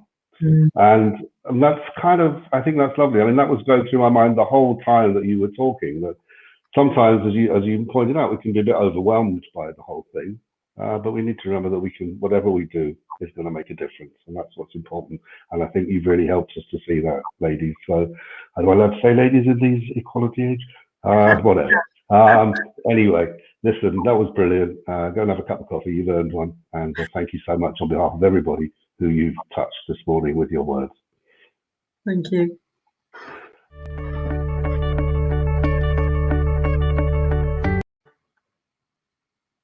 Oh, we're back again. Okay. And I just wanted to say, before they put a thing up, that we're going to have you back in about 15 minutes with, at 10:45, there's a panel discussion to be introduced by my friend and colleague, Rabbi Charlie McGinsky. She'll be chairing that one.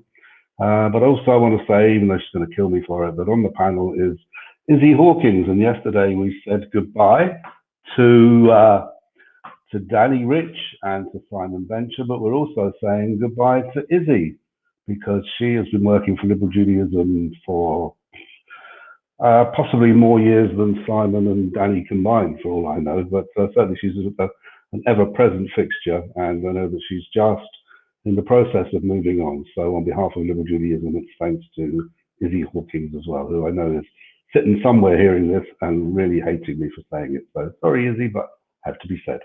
Anyway, as I say, we're going to have a little bit more of the Lily's legacy tapes now before we come back at 10:45 with the panel discussion. Have a great morning.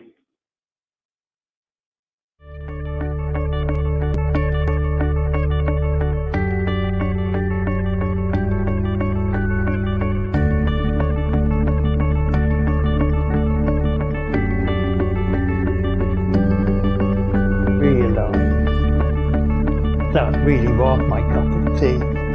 At the end of the day, to me, if anything, my understanding of Judaism, if you want to be really simplistic, it's making the world a little bit of a better place. So Tikkun Olam literally means repairing the world.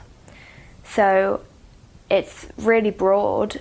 I kind of did it on a more local scale, and I wanted to kind of build instead of repair, if that makes sense. With the project that I did, I wanted to start something and which could later fix things. I wanted to do something that I could make, because I think I would feel more kind of satisfaction from that and more pride. So I started off with a really broad sense of what I wanted to do, which was to collect stories about members of the community. I thought, you know, as I kind of grow older, as my parents grow older, and as kind of the former members of the Havurah grow, I thought it'd be really nice to just have something that captured the kind of original members of the Havurah, and to have former generations and this generation to be able to read it and look back on it, and just kind of something to really remember people in the Havurah that will be there forever. We tried to work out what we actually wanted to say to students, and the students we were going to be talking to were year 10. That was when the school curriculum broached the subject, and it would either be as a result of religious studies or history or personal social development or social issues. So there were various hats under which this program in schools was going to be presented. And we felt we could tap into that with our own storytellers and event recollections. We put together a program based on our survivors and our refugees, some of whom were doing it anyway. Some had already given testimony to the Wiener Library and had been involved with, at the time, Schindler's List, and had given testimony to the Schindler Foundation. And slowly but surely we encouraged people to come forward and spend time with students, just telling them what it was like to be a teenager, growing up with these highly unusual, threatening circumstances, and how they managed to cope, and the lessons they wanted people to learn from it.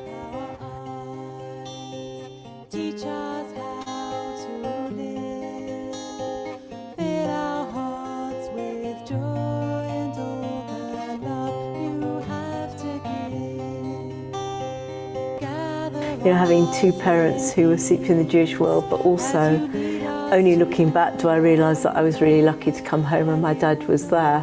I always remember his sermons. I don't know if he was a great preacher or not, but I always got a lot from his sermons, even as a child. And it's also how I learnt something of his background, because sometimes he talked, for example, about his escape from Germany, and it would be the first I knew about it as a child.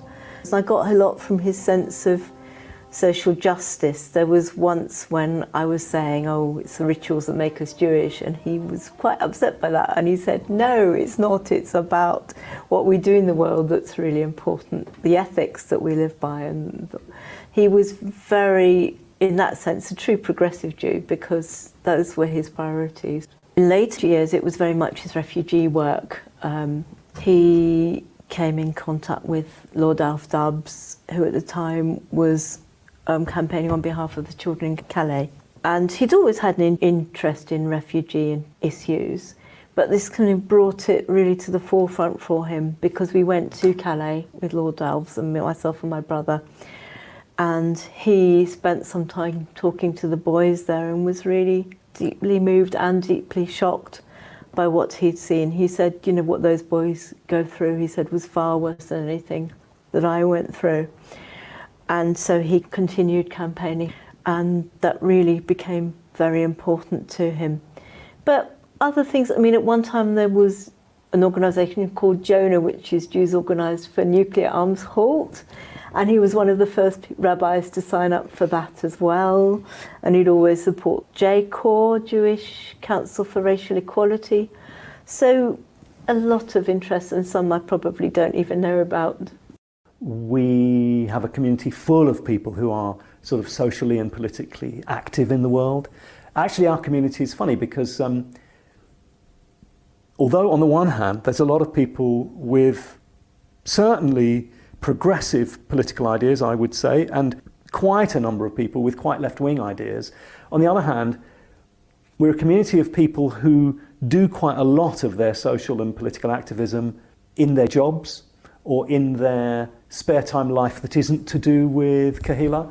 So quite a number of those people come to Kahila because they want a service to go to. They want a synagogue. And they often say, I don't come to Kahila to do social and political activism, I do that in the rest of my life. So interestingly, we're a community that perhaps doesn't, as a community, do as much activism as some other communities. But we're full of very active people. So it's a bit of a paradox.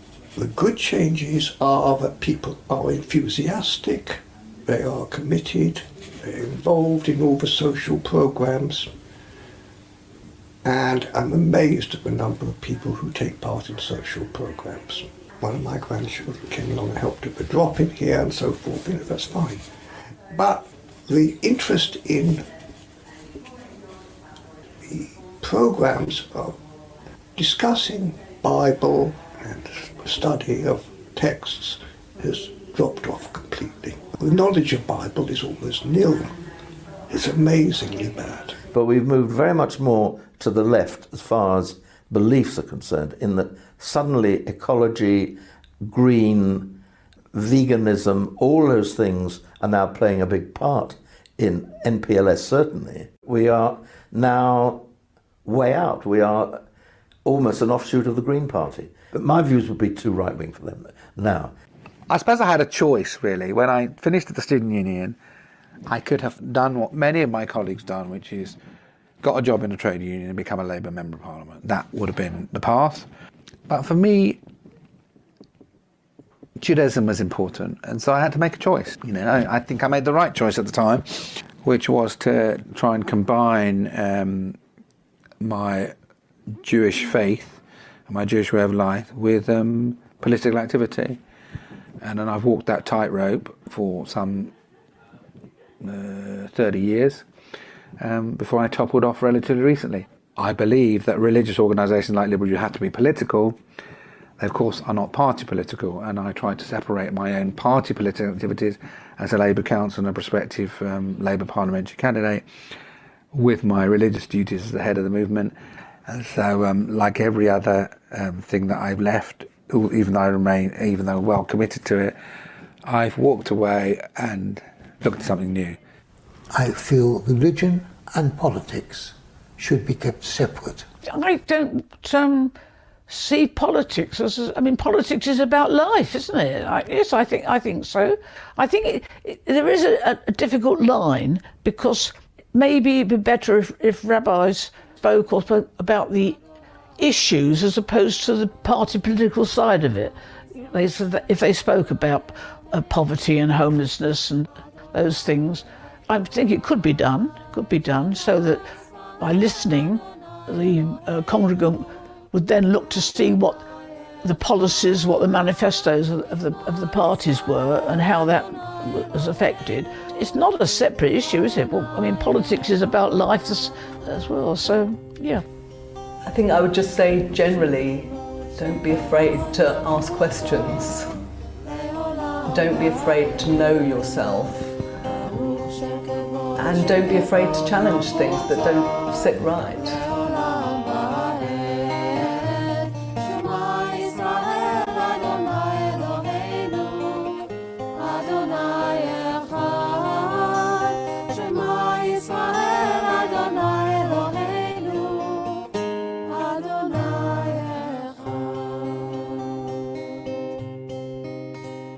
This podcast series of oral histories is part of the exhibition Lily's Legacy, Voices and Visions of Liberal Judaism, a project supported by the National Lottery Heritage Fund. It was produced by Miri Lawrence and Lucia Scatzaccio, sound editing and design by Lucia Scatzaccio, and special thanks to all the contributors who agreed to share their stories. For more information about what you've just heard, do visit the exhibition website www.lilieslegacyproject.com.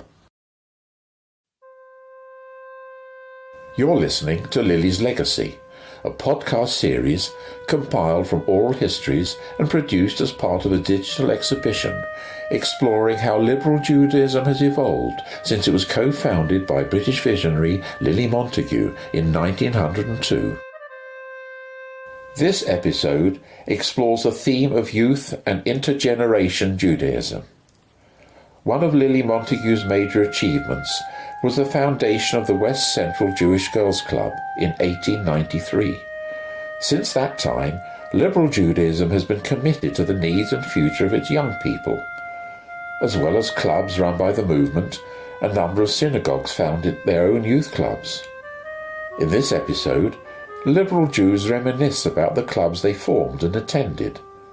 Listen to the memories that date back to Lily's lifetime, as well as perceptions from our current young members.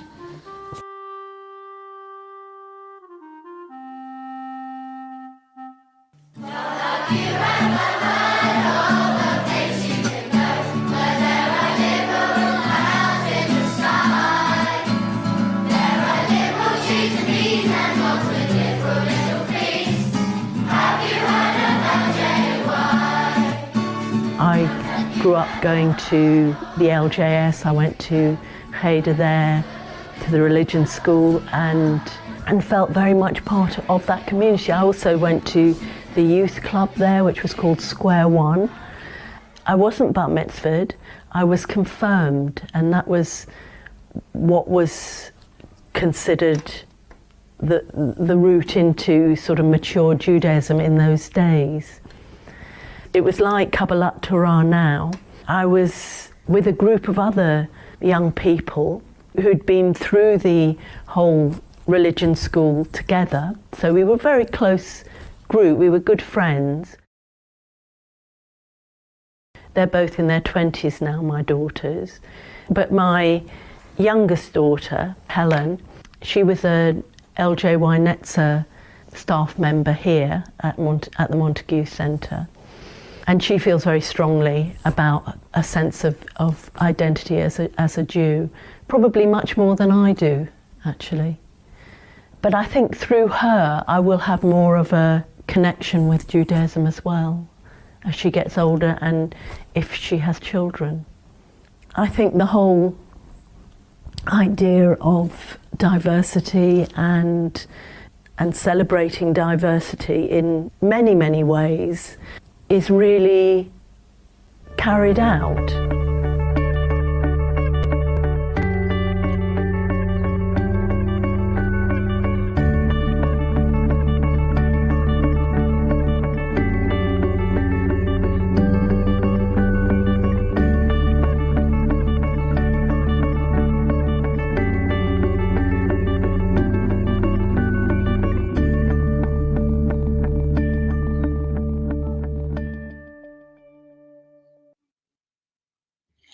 Good morning and welcome back to Liberal Judaism's Biennial at Home 2020.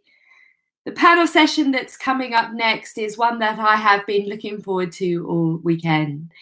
It fits really in the series of hot potatoes discussions that we have been having amongst Liberal Judaism over the past year or so, where we've invited people to come and discuss with us some of the really difficult and interesting topics that have affected the Jewish community in that moment of time. There perhaps is one topic that is at the center of that discussion, and that is of what is the Jewish community?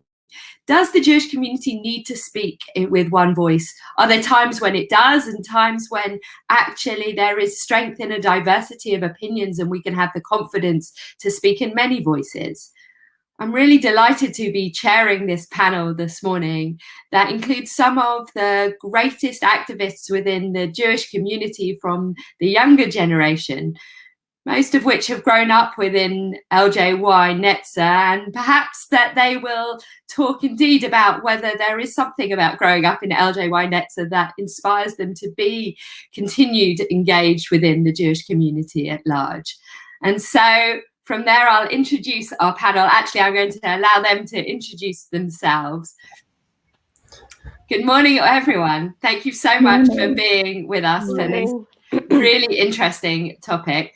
I'm going to allow you or ask you to introduce yourselves, partly because you all come, although maybe with an organization that you're either working for or represent in a different part of your life, but you have many, many different hats that you hold. And so rather than me try and give our audience at home a sense of that, I think it would be really lovely to hear that in your own voices. Let's begin with you, Graham. You've tried to include it all in your title, but perhaps you can give everybody at home an introduction to who you are. Thank you, Charlie. It's a real pleasure to be here with everyone, and good morning, everyone out there. Yes, so currently my professional role within the Jewish community is working for Olam and JDC Entwine. I'll explain those in a second, but primarily it's a pleasure to be here as a member of the Board of National Officers for Liberal Judaism. I've been on the board for 5 years, and that has been a very interesting space to explore issues of collaboration within the movement and outside it.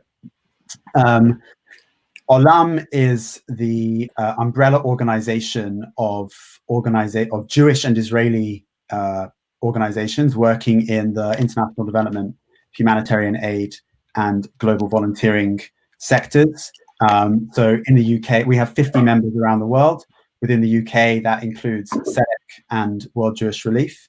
And some others around the world that you might have heard of are Israel Aid, the American Jewish World Service, Gabriel Project Mumbai, and also the JDC, so the Joint Distribution Committee, and JDC Entwine is the young adult engagement arm of the JDC. So that's what I'm currently up to. Thank you, Graham. Just a little bit keeping you busy at the moment. And maybe, Laura, we can come to you next. We're always delighted to have your boss, Gillian Merron, with us. She spoke Biennial a couple of years ago and often is present with us. I have to say it was my personal highlight to watch her playing Gangeschlacht last night.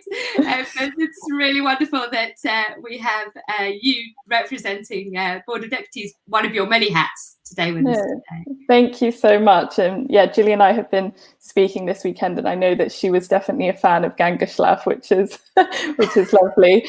So so my name's Lauren Kalis. I'm a member of Northwood and Pinner Liberal Synagogue. I'm also a Bogaret of LJY Netza. Still involved and living in the newest Moishe house in Hackney with my LJY Netza friends, which is really exciting. And after graduating from Leeds University last year, I started working at the Board of Deputies, which is the democratically elected representative body for the Jewish community, which will be turning a young 260 this year. So I'm the community engagement officer for the board, which was a new role when I started, and was focused about working with with the Jewish community, with our member organizations, engaging the community more in our work and working with the community to make sure that there's stronger communication and stronger work happening. So yeah, that's a little bit about me. Thank you, Lauren. Again, not very busy then, and we've been delighted to watch you pop up in many an LJY video as the LJY stream goes live from your house. Yeah, that was lovely. I really enjoyed Havdalah last night for Biennial. It was wonderful. Thank you, Lauren. Thank you. And Em, would you like to introduce yourself next? Yeah. So hi, everyone. My name's Em. Good morning. Thank you for joining. My pronouns are she, her. I've been involved, I guess, maybe in like a leadership position for a number of years. I co-founded Na'amod, British Jews Against the Occupation. I also was organising with the Jews Against Boris campaign during the last general election. I was a former Moishe House resident where I lived from 2017 to the end of 2018. And led on Kadima in 2010 before I moved to the UK. And it's really a pleasure to be here and to be thinking about what does it mean to have a community that is collaborating for justice, and what does it actually mean to have thinking about this idea of having a communal voice, but like what is the next step after having a communal voice? Like where do we take action? And that's something that I'm very passionate about and looking forward to getting stuck into today. Thank you. I hope you heard the session before this, or go back and listen to it, where I think they were beginning to pick apart some of those issues, and I'm sure they'd love to hear your voice in those discussions as well. Thank you. Izzy. Hi. I feel like not having you on this panel. So for once, I'm not here in my LJ capacity, as that is no longer. I'm here as a member of the global board for Limud, which is a global organization that builds communities based on values and looking at kind of education and taking people one step further on their Jewish journey. Beyond that, I also do, I'm also the chair of the pod committee, which looks at professional development for all the Jewish youth movement workers. And in my day job, as it were, I work in public health for a local authority. So also, very different things. Very different, and also incredibly busy. So I want to say before we start delving into this issue, thank you all for giving up your time, because I know that you've got huge amounts of things going on, and as everybody keeps saying, we seem to be more busy since working from home than ever before. So thank you. I want to begin before we sort of get into some of the nitty-gritty, which is, can you think of examples or give a sense of when collaboration really works for you? Or if that's too difficult, then maybe when it fails. And Graham, I'd like to start with you. Can you think of times when it's really succeeded, or, as I said, failed? Yeah, so look, primarily for me in my current role, my role is to strategically engage the British Jewish community in the issues of international development and humanitarian aid, and looking at vulnerable global populations around the world. And the obvious one that sticks out in terms of cross-communal collaboration for me is the British Jewish community's engagement with the refugee and migration issue, with millions and millions of people around the world who have left their homes for reasons of persecution, and the shared history that that Jewish people have with that experience has meant that we've seen collaboration around things like drop-in centres in all the major denominations in the UK. We've seen great participation with organisations like Grenay Kassan, and their campaigns around helping people stuck in incarceration. And, increasingly, I think that we're seeing good, positive collaboration around things like eco-synagogue, which is this new movement to get synagogues being more eco-friendly. And, there's certain issues, certain touch point issues that, we can't really argue with in terms of, yes, that is definitely a way to better the world, and don't fall onto necessarily strict political lines. Those are the ones that stick out for me. When we get into the politics side of things, that's when it becomes a bit more challenging.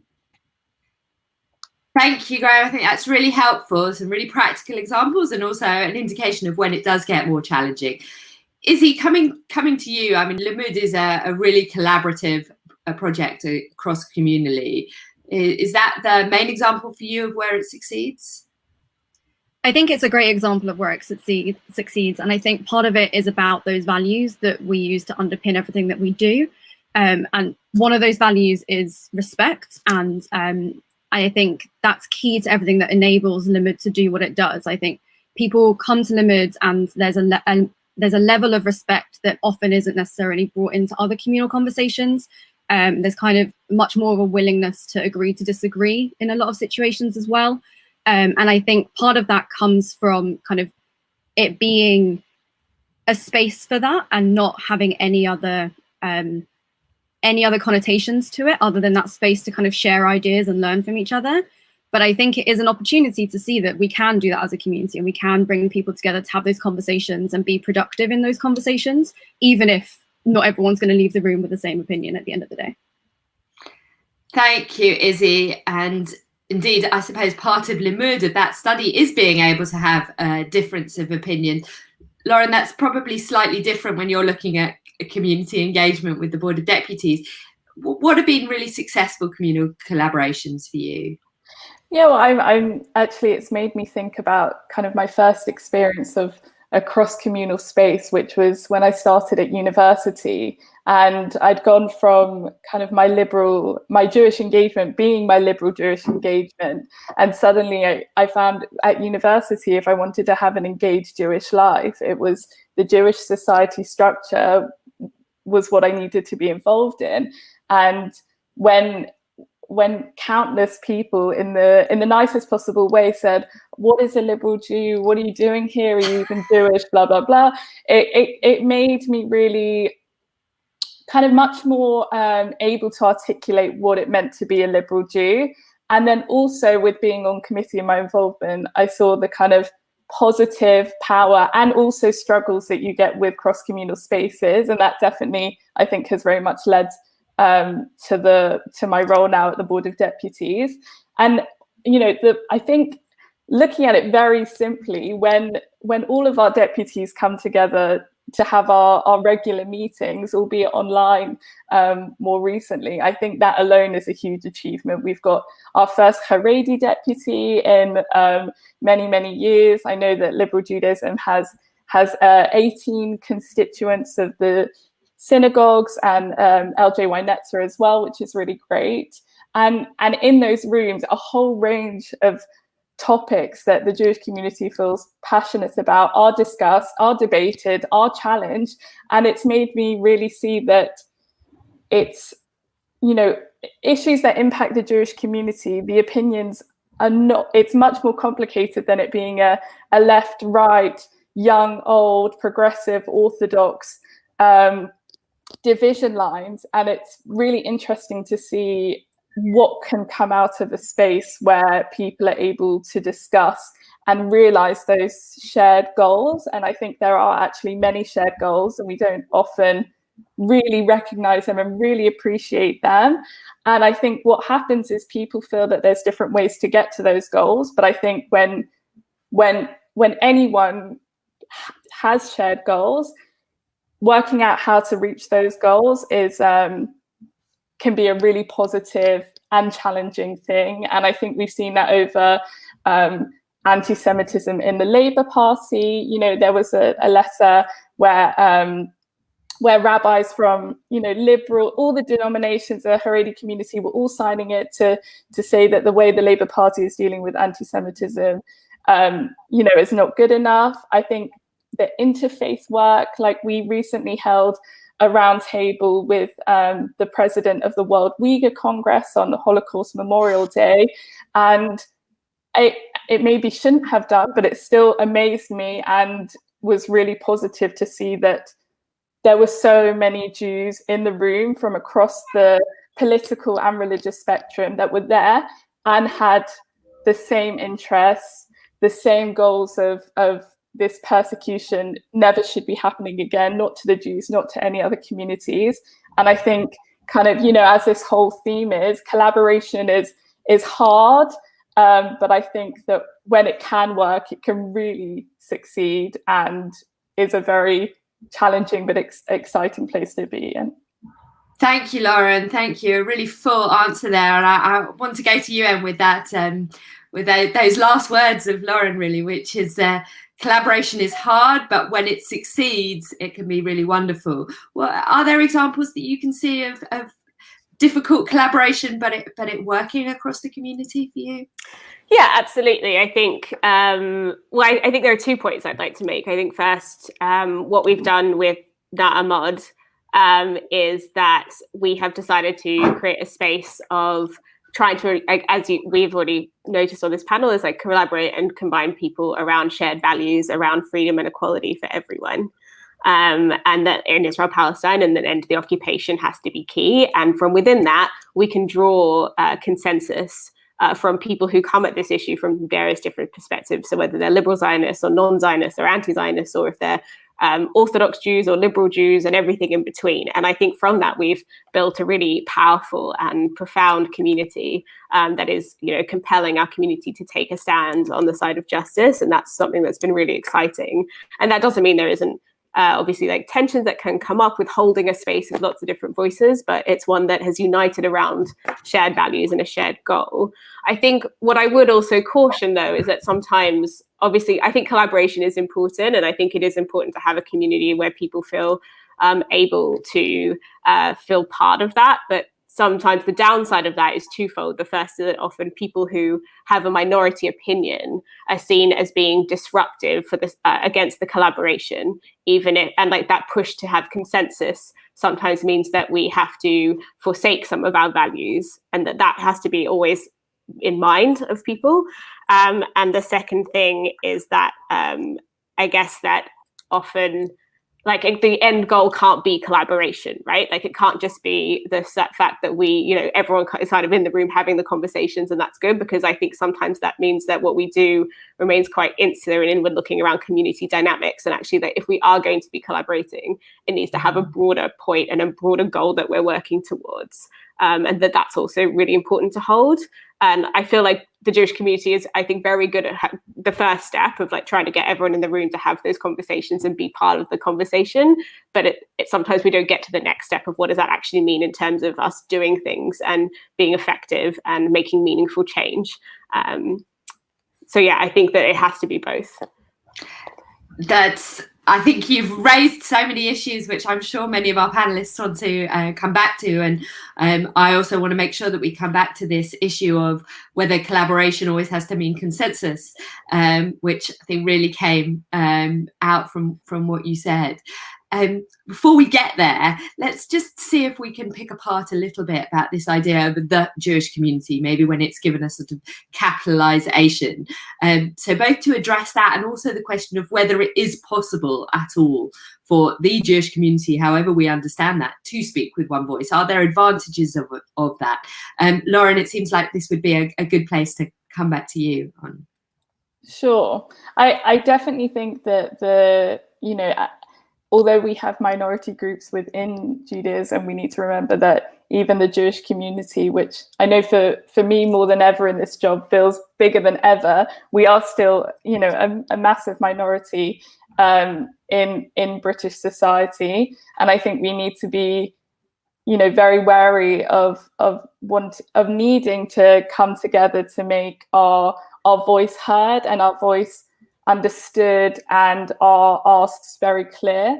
I think there's a very difference between, you're saying about the community speaking with one voice. I think it really depends what that one voice is saying. If that one voice is going for a complete consensus where other opinions are silenced out, then I think that there's a huge problem. But I think if that one voice is able to either aggregate the different views to work out how they are able to come together, or if they're able to then explain, as the board does in many of the meetings, we have to explain to so many external stakeholders that it may seem like there's one opinion and one, I don't know, focus on things, but actually the community is very diverse, and it's our diversity is our strength, and it's also our challenge. And I think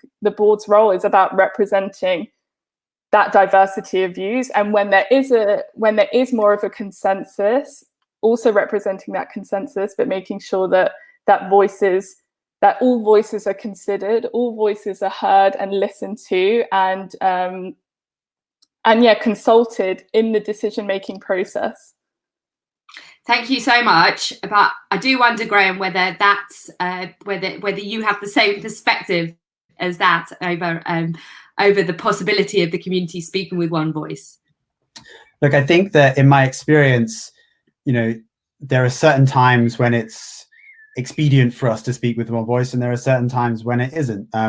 It can work when you find a touchstone issue that everyone can come around together on. So the issue of global social responsibility, which is what the primary aim of my work, that is something that we've seen all the central movements in the UK come together on. Something like the World Jewish Relief's appeals around humanitarian disasters. But that doesn't mean that everybody got in the same room at the same time and all the head rabbis shook hands on it. It's about relationship building, and it's about having that the forum and the influence of certain leaders on those issues within the community to do it.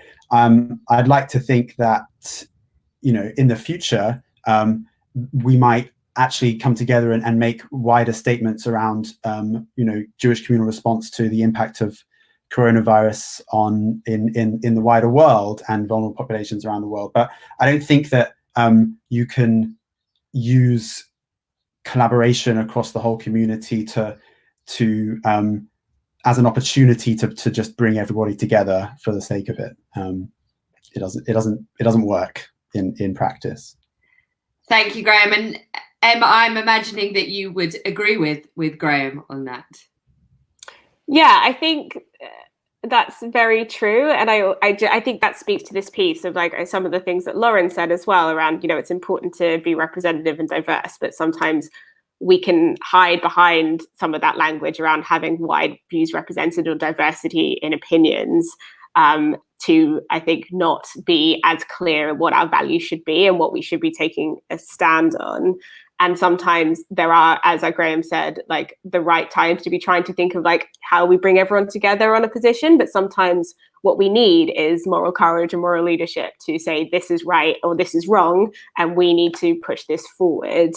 And I think that just because you have everyone in the room doesn't necessarily mean that that's the most effective way to make change. And I think it also speaks to this piece of like, it's great that we have these conversations, but again, just having the conversations and being able to say we have the conversations isn't enough if the reason you want to be able to have a community that is speaking or like acting together is to make an impact. And again, I think that's something that we talk a lot in the community about, coming together and listening to lots of different perspectives. I think that's really powerful on one level, but I think we often stop short of taking action as a result of those. And, if we don't take that action, sometimes it's just about, I worry it can become a bit too introspective and about making us feel good about having those conversations as opposed to like actually thinking what is our external impact on the world. And I think particularly from the justice perspective that I come from and talking about in this panel, that to me is really important, that extra step. And without doing that, I think there's not much, those conversations are nice, but they can't be the end goal. So I think that is a great launch pad into the next conversation. And Izzy, I'm really sorry, but I'm going to come straight to you. But you, up until recently, sat in the strategy department for liberal Judaism. And we're often having this discussion about the positioning for liberal Judaism as a movement. Is it important that we head towards the middle ground, to take that first step of being part of the Jewish community? Sorry, I just used air quotes. The Jewish community, or is it important that we have our own voice and stress those differences? Where do you think, as liberal Judaism, we should be positioning ourselves? I think it's two things. I think, to pick up on what Lauren was saying earlier, I think there's a diversity in our community which is really key, and I think it actually gives us a lot of strength, but we need to listen to that. And I think often within our community we try to kind of ignore that and not do that. So I think there's that, and I think part of that is also about thinking about that understanding of each other and where we fit within that bigger community is also what helps drive us forward. As Em said, kind of what is next? What are the points of having these conversations? It's about understanding each other and each other's experiences, both within our community and without, so that we can move forward and we can collaborate to make things better, whatever that looks like. And I think the only way we can do that is to hear those voices. And if you're not willing to hear them, then you're never going to know how you can move it forward. But you also need to be able to respect that there's going to be a disagreement. And I think from a liberal Judaism perspective, there are certain things that we're going to disagree on when it comes to practice or halakha or whatever it might be to other denominations. But there's also those underlying values that we all have. And I think that doesn't mean that we can't join together on with those values in mind to do things that don't go against those things that we disagree on or that we can't change for whatever reason. So I think it's something about, for me, I see liberal Judaism and like these opportunities, and I think Limud is one of them, as an opportunity to bring people together, to have those conversations and to make things kind of, to change that conversation the way that it happens in the community. Because I think we have that diversity, and it's very frustrating sometimes to be in the community, understanding that diversity when other people don't necessarily understand that it's a diverse community and they can label everyone as being the same thing. But at the same time, we don't necessarily use that to our advantage, and we don't use it to strengthen us as a community. And I think some people like shy away from using that. And I think that we need to find a space where we can do that both religiously and secularly. And I think, Limud seems to have done that in a non-religious way for lots of people. But I think when it comes to the religious denominations, it's much harder to bridge those gaps and to create that space where it doesn't become a you and like an us and them situation.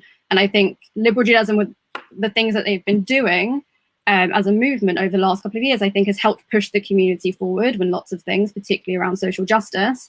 And that's a great thing. But I think there's also more about kind of how we can have those conversations and bridge those gaps as a community to enable us to be one voice when that's necessary, and we can all agree on something, whether it, for example, in social justice settings, where having that one voice gives us more power and gives us more ability to make that change, but also not be scared of the fact that that's not always going to be the case. But how do we deal with that as a community without it just becoming a lot of shouting at each other?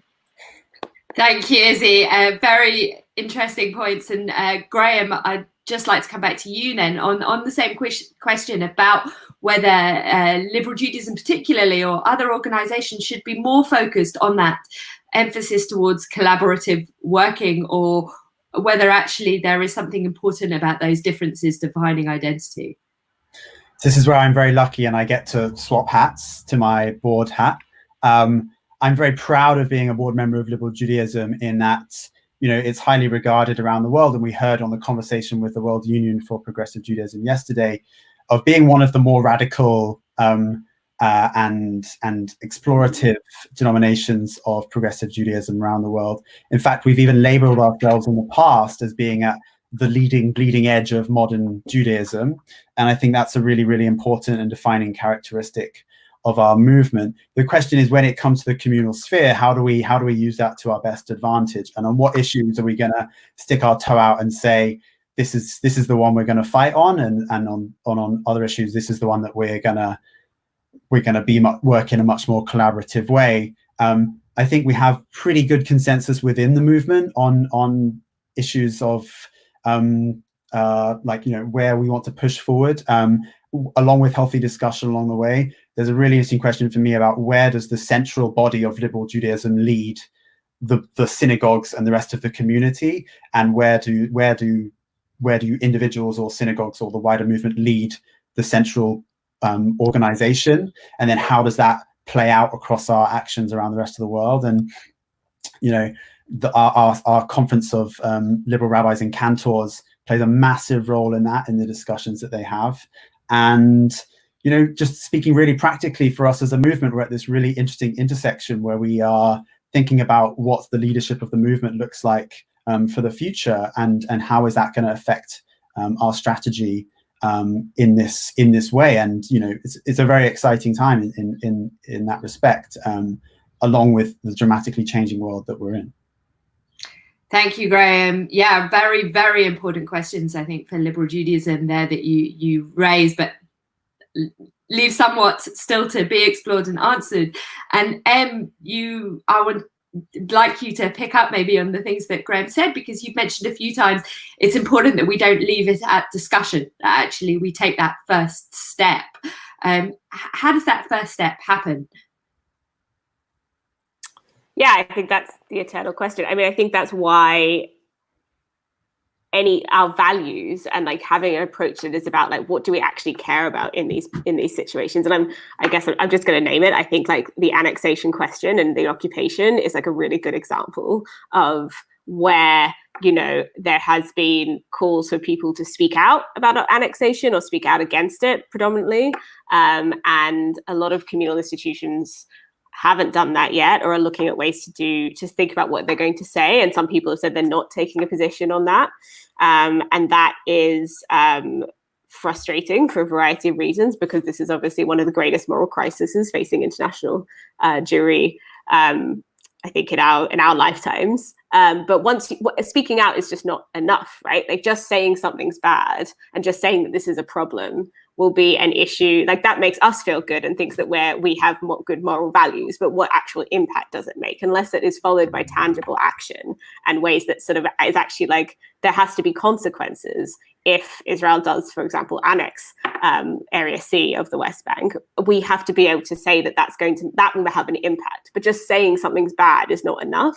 And I think that sometimes in terms of us like really being in solidarity with Israelis and Palestinians who are going to face terrible consequences as a result of annexation, we as diaspora Jews need to be able to have the moral courage and the leadership to say that like this is going to have an impact on the way we engage with Israel Palestine, and that's important. And I think that would make a significant difference, both in terms of the values and our future relationship with Israel Palestine, and wanting a place that the Jewish state, or whatever it looks like in the end, to reflect the values of equality and dignity for everyone, more than just words, and also more than just not saying anything at all.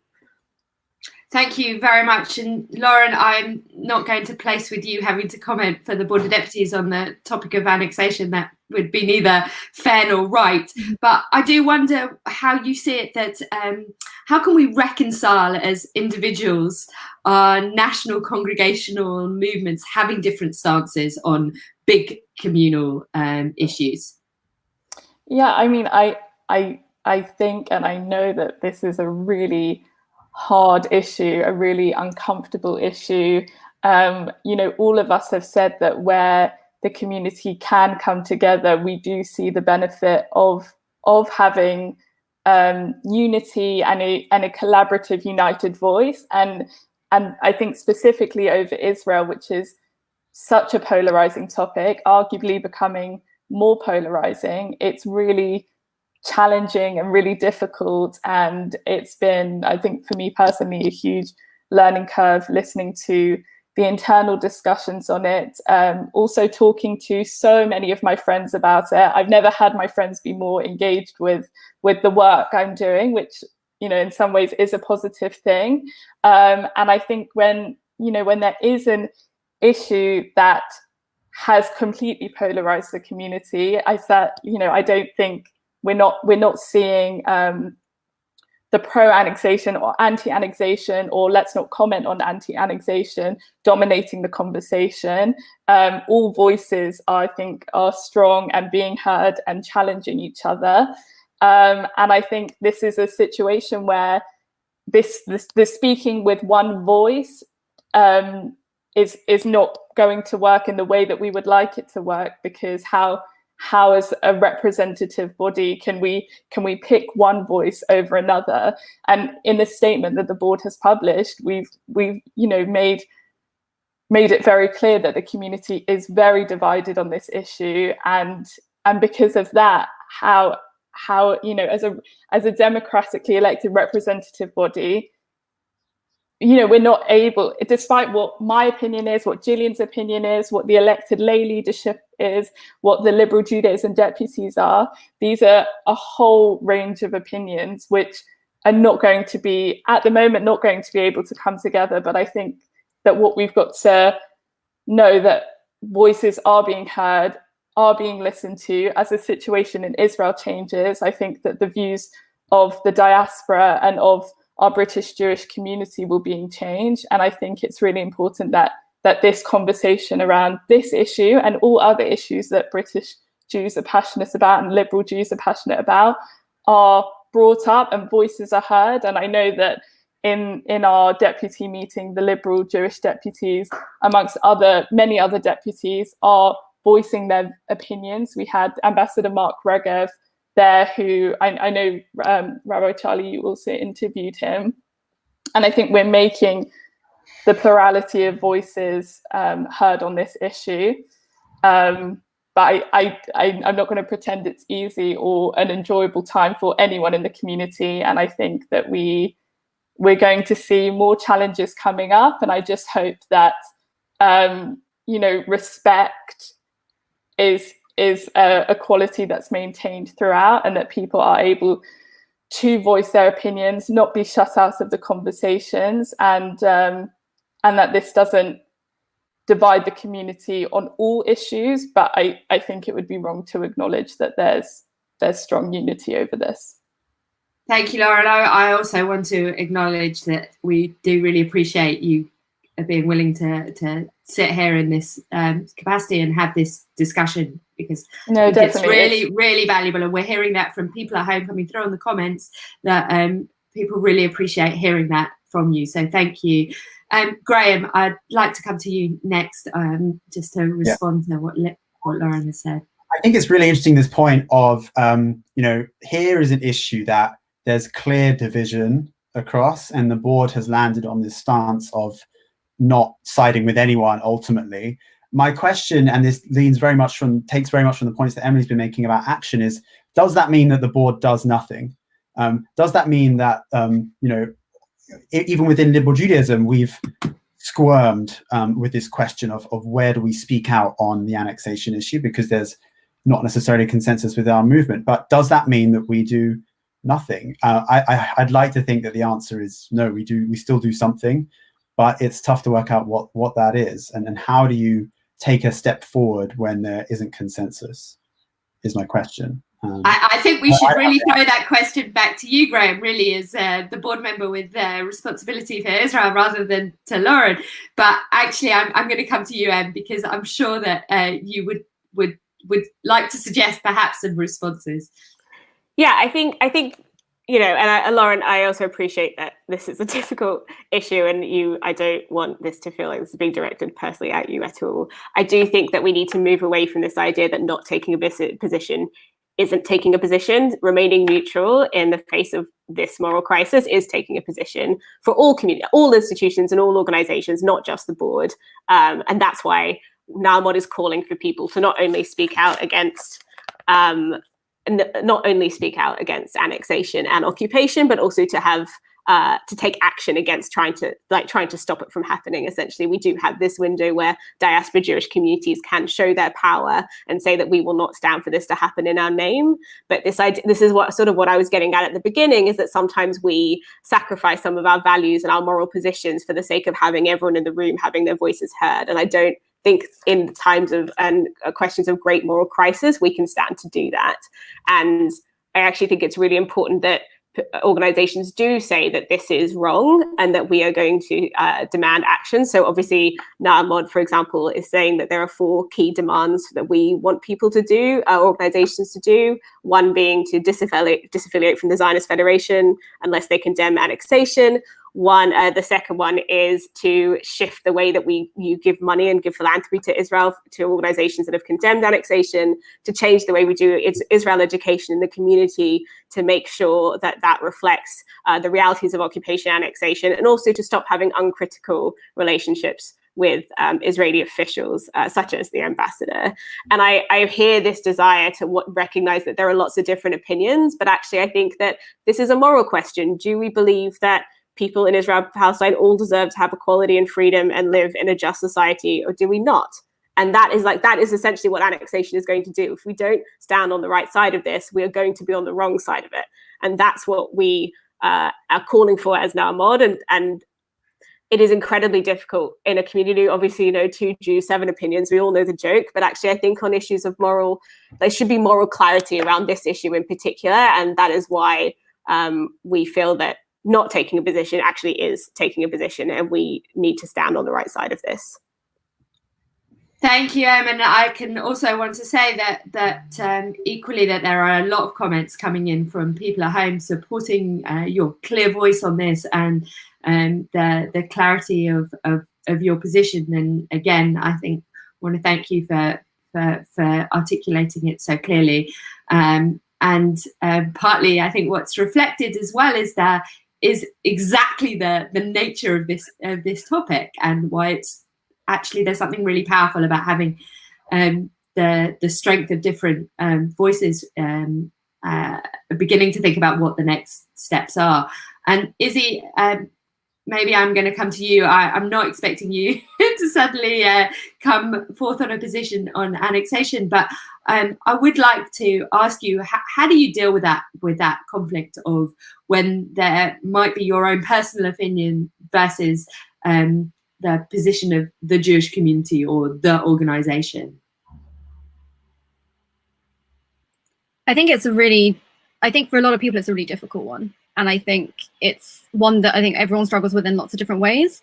But I think my personal opinion on this is that we're all individuals, and we're all individuals who have our opinions on politics, on social justice, on whatever it might, on everything else in the world.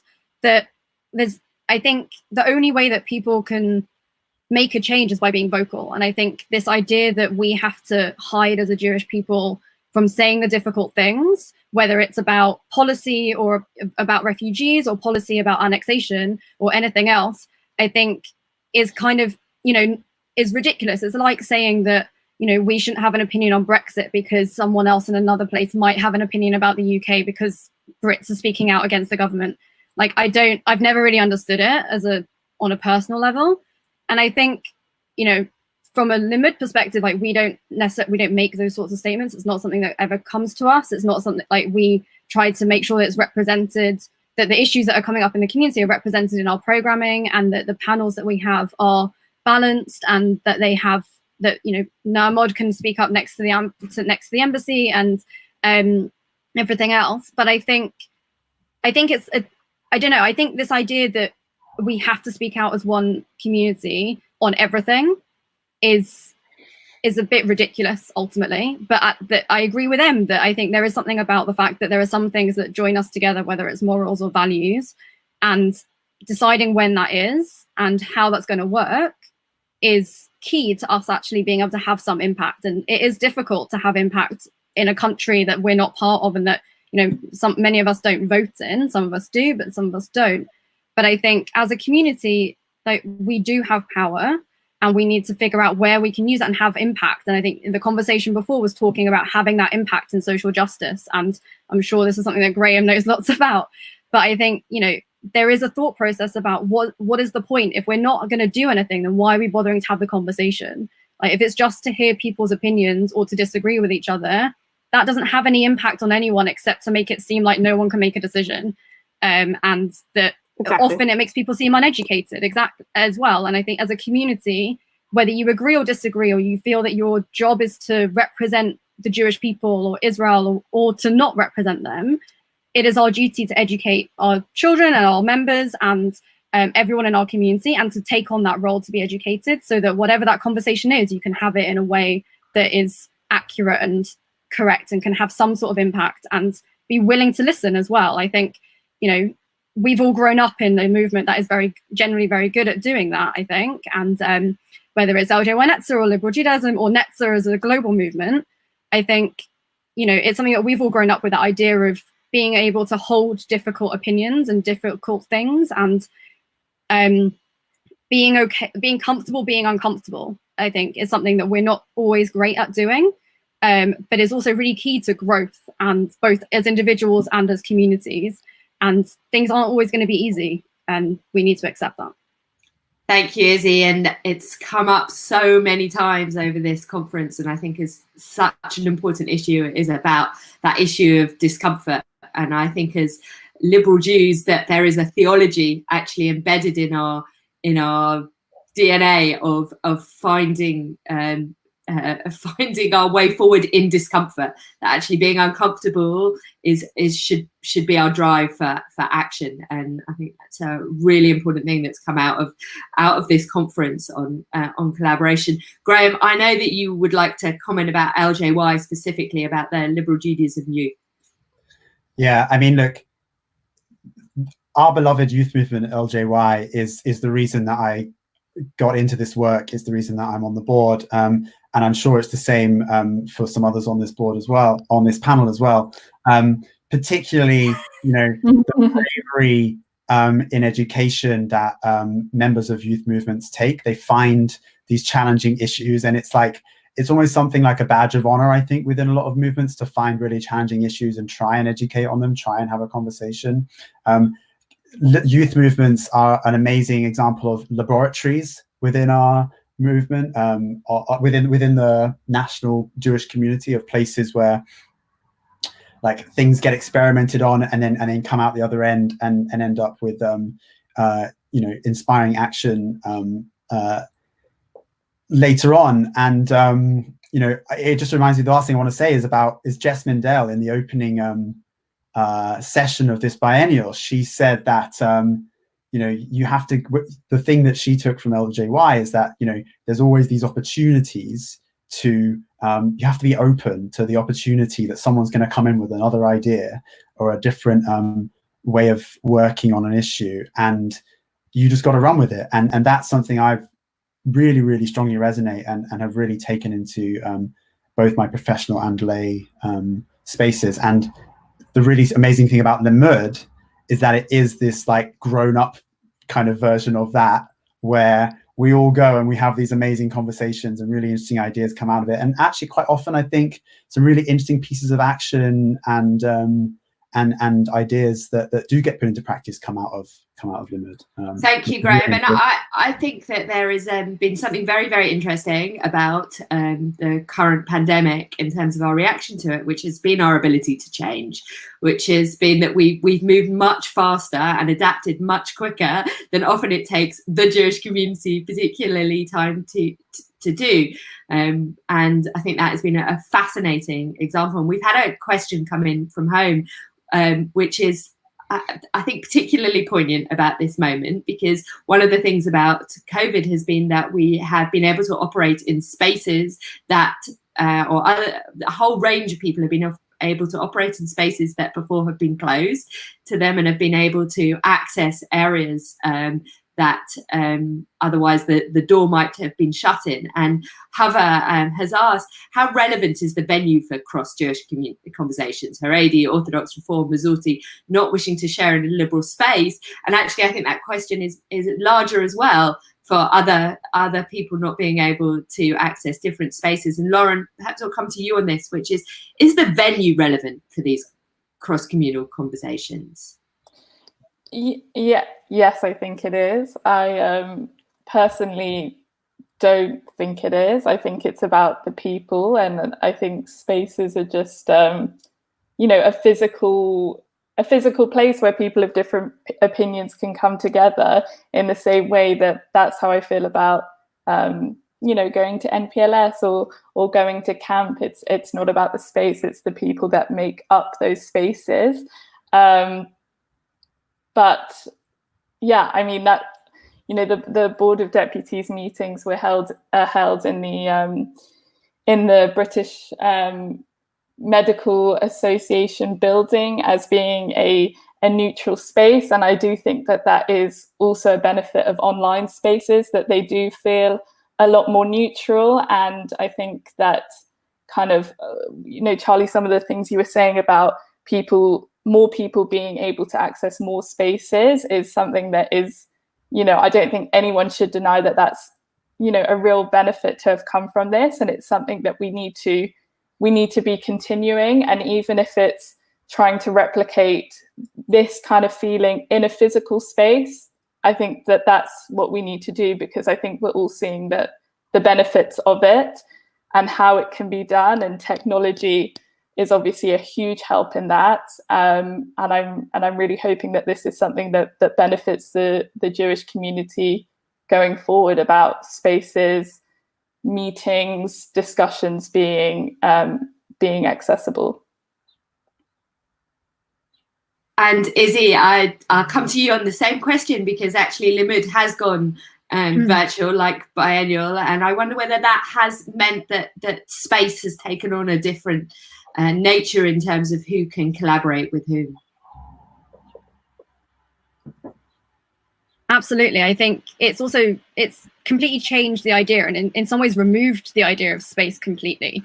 I think we've seen that by going online, not only can that collaboration happen across oceans in a very different and in some ways much easier way, but also it enables connections through people. So, people who are in South Africa can attend an event in the UK and not have to worry about if they can fly over and pay for a hotel and vice versa. And I think there is definitely something about those connections that have grown and built, and lots of people who would have liked to have attended an event elsewhere and see how they do things. But I think there's also something really interesting about the removal of space, because I think for us, at least from an event perspective, the space makes a big difference, and like having people together and I think the thing that lots of people have struggled with is that social piece of being together in a room. Like, how do you have kiddush together? How do you have those informal conversations because you bump into each other in the bar after a bunch of sessions, or you're in the line for lunch? And I think that's something that's really difficult, and I'm not sure it is possible to recreate online or when you're not there in person, but it's something that people are trying. And I think we can't, as much as we have grown both globally and as an event and as individuals, I think there's something about not trying to lose that importance of those small little moments that we have with people that wouldn't have happened because you had to arrange to call them, or you had to make sure you're in the same place at the same time. But I think what we've learned is definitely something about and I think something that synagogues, I'm sure, are thinking about as well, is just because we're in a place and someone else isn't, doesn't mean they can't be part of something. So, just if we go back into synagogues or we go back to a physical event for Limud events, doesn't mean that you can't have speakers on a platform like this being part of a debate with someone else who is in the room, or people being able to take part because everything can be streamed, because everyone is now much more on the ball with what that looks like and how little is needed to make that happen. So I think that's something that everyone is going to be thinking about as we move forward, is what does that new normal, as everyone's calling it, look like, to be able to not completely break down the connections that have been built during this time, but also acknowledge that there are some things that you can't do online, and you need to have people in one place together. Just to quickly go back on that point about, does it have to be a neutral place, like very, very quickly, as just to say, I think there is definitely something psychological for a lot of people about being somewhere neutral, especially if it's a difficult conversation or with people they've not had a conversation with before. And I think as much as individuals that might not impact us, it's something to keep in mind when we are trying to bring people together, that other people react to different things in a different way, whether that's the space or the people or the questions that are being put to people. And I think that's something that in this world of being more inclusive through being online, we have to remember that doesn't look the same for everyone. Thank you, Izzy. And we're coming. I can't believe we're coming to the end already. And I have seen just that. Interestingly, a comment has just come in, and are going to throw it out there, which is, do you think that the new leader of liberal Judaism can speak for the whole of liberal Judaism? And Graham, I think that it would be really unfair not to start with you, and that I should also point out that that question comes in from Paul Silvermeyer, who is a member of the board, as well as Graham. So he knew that he was putting perhaps an unfair question to another member of the board. My warm regards to Paul. This is the question that one of the key questions that the board is discussing and wants to discuss with the movement, because it is a really important part of our strategy moving forward. Look, ultimately, I think that the future leader of the movement should be able to speak out on certain issues for the whole of LJ. It's really important in terms of the 24/7 media world that we live in terms of consultation and getting things right, that they do that. And I hope that we pick the right person who or have the right structure in the end that enables that to happen in the best way. The best strength that leadership should recognize, that the best strength is being able to portray that there might be a diversity of opinions within the rabbis and the chairs and the movement as a whole. But I hope that we are in a place where we can take true moral leadership in the future on specific issues. And I know that I just want to take this personal opportunity to thank Rabbi Danny Rich for his legacy on doing that around a huge number of issues, many of which that we've talked about on this panel today. And he set the bar so high, and we're so grateful. Thank you, Graham. Hear, hear. And Izzy, do you want to comment on the same question? Sure. I think yes and no. I think, which I know is not necessarily the answer anyone wants. I think I agree with Graham that there is, one of the great things about liberal Judaism is this umbrella for a diversity of voices, and we need to represent that and respect that. But I also think that liberal Judaism has values and has morals and has things that it believes in as a movement that our founders believed in when they created the movement. And as a movement, we can represent that. And it doesn't necessarily have to, I think there's some people conflate the membership with the leadership. And yes, the leadership needs to be representative, but I don't think that the leadership has to, as Em says, shy away from making a statement or something just because there are people who disagree. I think, as a movement, we have particular stances and values, and we need to follow that. And if that means that some members are going to slightly disagree, that doesn't mean that they're not welcome. It just means that we are able to have those conversations and be that umbrella for people and that tent that everyone is welcome in, because we are a welcoming community. And, as Charlie likes to say, the home for everyone's Jewish story. But I think it's something that is a difficult one for people to balance both individually and as a movement. But I think there are things that we can say quite confidently as liberal Judaism. This is what we believe as a movement. And, our synagogues may say differently and our members may say differently, but the movement has particular things that it believes in and follows and works towards. And that doesn't change depending on who speaks for it, I don't think. Thank you, Izzy. Thank you. A very clear articulation there. And Lauren, can I come to you next? Yeah, I mean, I was thinking that, I've been talking to Graham and other people in LJ about the development with the new leader of LJ. And one of my colleagues at work says this, and I think it applies to liberal Judaism and the board structure, that a leader should be one step ahead of their followers. But if they're two steps ahead or more, then they're just a person on a walk. And I think it's really finding that model of leadership. And that's what I hope, will happen for the new leader of liberal Judaism and what people are seeing in the board. Thank you, Lauren. Thank you. I think we'll try and make some coasters out of that. That's a very good expression. I'm going to come to you too.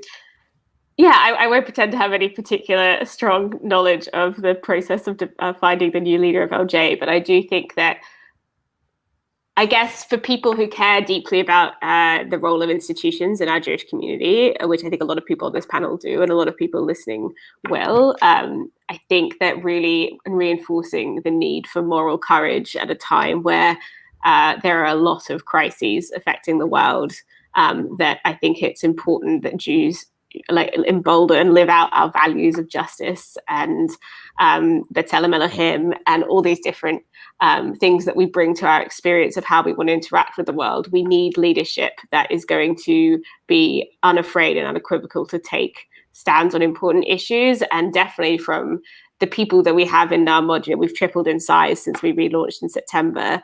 A lot of people, they're very deeply committed Jews and people deeply committed to Jewish life, but have felt that at times our institutions have not reflected the values or not taken the stances that we would want them to see and be. And I think that's why it's really important that going forward, when we think about this leadership, it is about having moral courage and being bold to say the things that are sometimes challenging and difficult, but actually leading. And I think that that's always a struggle and a challenge, but it can be so rewarding and so important, I think, for those of us in the community who are looking for that guidance and that leadership to take place. Thank you so much, Em, and thank you to our panel. I have to say that if the Jewish community goes forward being represented by the people on our panel, then we have a very, very, very bright, exciting, not afraid of conflict and the creativity that can come out of disagreeing and also coming together. For me, this has been a really, really important panel, and I can tell all of you that from the comments that have come in from home has been, when can we hear more from the people on this panel? So please make sure that you check your inboxes, because there are going to be lots of messages from me asking when we can have that happening again. So thank you so much. Thank you for inviting us, Charlie. Oh, such a pleasure. Really, really. Thank you. It's been, I believe in yes, absolutely, Lauren, that the leadership needs to be one step ahead, but also needs to be made up of multitude of different voices, and that when they come together in the way that they did on this panel, it really is exciting and creative. And so, yes, really, thank you so much for being a part of it. We have a really exciting rest of the conference to come, beginning at 12 o'clock with our faiths panel, which is going to see the quite wonderful Rabbi Mark Solomon attempt to bring the most number of people to a panel that we've seen so far. So please come back here and join us at 12 o'clock.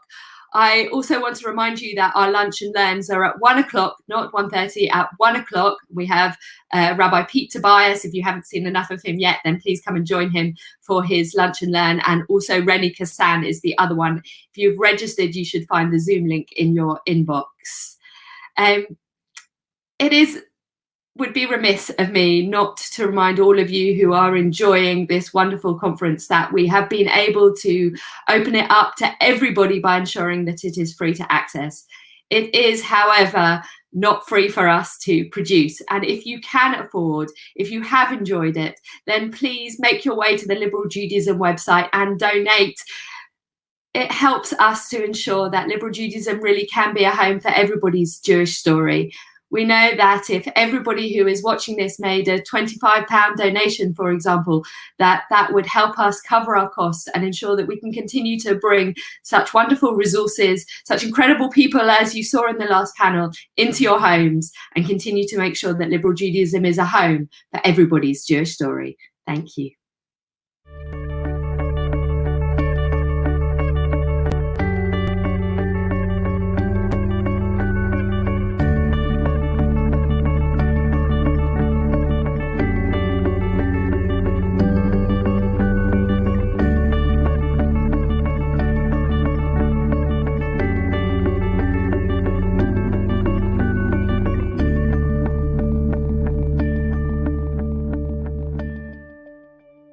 In many, many ways, is really carried out within Liberal Judaism and within LJY Netzer, who are the children, who are the next generation.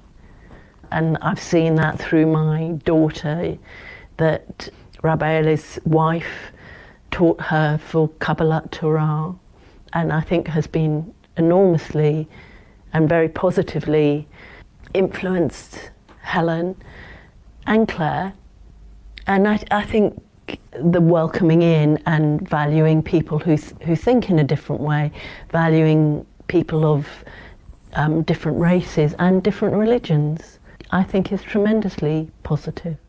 I feel that one of the big strengths of Judaism traditionally is that we've always included everyone. It's children with the oldest. You know, if you think of Jewish weddings, the youngsters and the grandmas and the great-grandmas, everyone all gets up and does a little dance together. And at Seder night you have a whole thing. And unfortunately, I think in society generally, that has tended in the last 30, 40 years, people are doing things more in separate groups, and that's beginning to permeate into shuls as well, where you get a lot of separate, you know, I mean, obviously youth are very important, they're our future, but I think that whole thing of having the chance to do things together and also having chance to do age-specific things when it's relevant is very important for Judaism. It's something that Judaism could give to help to do for themselves, to be thriving communities, but also to give to the rest of the population.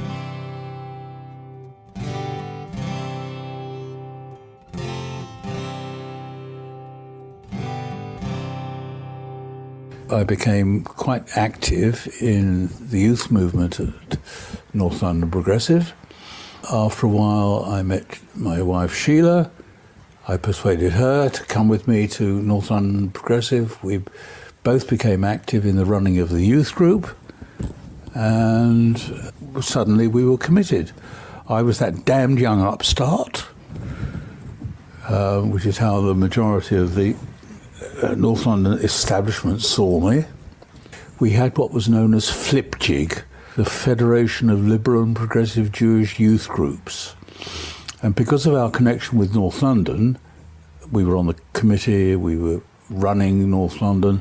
Sheila and I became involved in FLIPJIG. And through FLIPJIG, we became involved in the youth section of the World Union. We kept the youth section together for a long time. And to do that, we needed Lily Montague. So she was there. We didn't have a great deal to do with her. I mean, she was there, and we'd say, "Good morning, Miss Lily," and she'd say hello, and we'd get on with our work, and then she'd be in and out. So we were, on the one hand, involved with her through World Union and the youth section and so on, but I was also working at the Oxford and St George's Boys Club. I was a club manager at O.St.G. Sheila helped out there.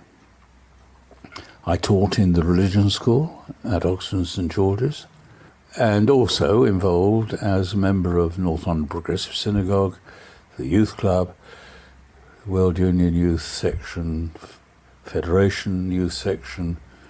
And so I've got 5 children. They've all come through the synagogue. They've gone through religion school. They all went off to Kadima and enjoyed it and loved every second of it and benefited from it. They all to this day have friends that they've made in the liberal movement, very close friends. And wherever they are spread around the world, they're all part of the liberal scene. Laura, who's the oldest, was chair of the synagogue for 4 years and did a great deal of work to improve the synagogue. She's our oldest. And she's married to Danny Rich. Between them they have 8 children. My father was one of 8. Yeah. Your father was also a treasurer of the synagogue. So it's gone down in generations. His father, he was chair, I was chair, Laura was chair. Our second child, Michael, is incredibly involved in the synagogue. He never misses a service, Friday night Shabbat, and it matters hugely to him, that community. And he has 2 children, one of whom was deeply, deeply involved and has now moved her allegiance to climate change. She's an activist in a big way. And then we have a third child, Rebecca, who is a member but lives in South London, in Dulwich, doesn't want to join South London because Finchley's always been where they're comfortable. So then I was 18, I left home and left here and went to university. I joined the Liberal Jewish Society at university, which was lovely, because we used to meet in people's houses and have a meal, shared meal. And I remembered the girl who organised it always wore a yarmulke, which I thought was amazing, because that wasn't the case here. We were still quite traditional in some ways here. When I was 14, a girl that I knew said that she was going on this Jewish summer camp, and she asked if I wanted to go because I'd been like, oh, my dad's Jewish. And I think just the general sort of atmosphere of how fun everything felt and how communal, and just all felt really full of joy and like togetherness, and just being part of something just felt really great. And then I continued on my LJY journey and I went on tour. So that was the first time I'd been to Israel. Thinking back, it was such a strange journey because none of my family knew anything. So I was the one that was finding everything out, really. It felt like I was kind of going in blind and just taking all this information. I remember just feeling so confused. Like, we went to Israel and everyone was like talking about, oh, when did you last come on holiday here? And I was like, why did everyone come on holiday here? Not really quite understanding it and all of that. I didn't quite understand what Israel was and what it meant. But again, loved it, had the best time. And then I started teaching at South London Liberal Synagogue. And then I went on Shnat with LJY. So that was 8 months in Israel. And that was kind of the most pivotal point for me, I think, because I was having this in-depth Jewish education. It was like my first time on camp, but times 10, I just felt so happy and like connected so much to being in a Jewish space with Jewish people. And so when I came back from that, I was so clear that Judaism was my thing, and I had this amazing community around me from it. My parents insisted that I try a Jewish youth club, and at that time there were Jewish youth clubs everywhere, unlike there is now. They were for late teenagers and early 20s, so I tried them at several synagogues. So I went to each of them and hated every one of them because nobody looked after me, and all the girls were sort of dressed up and fancy and the rest of it.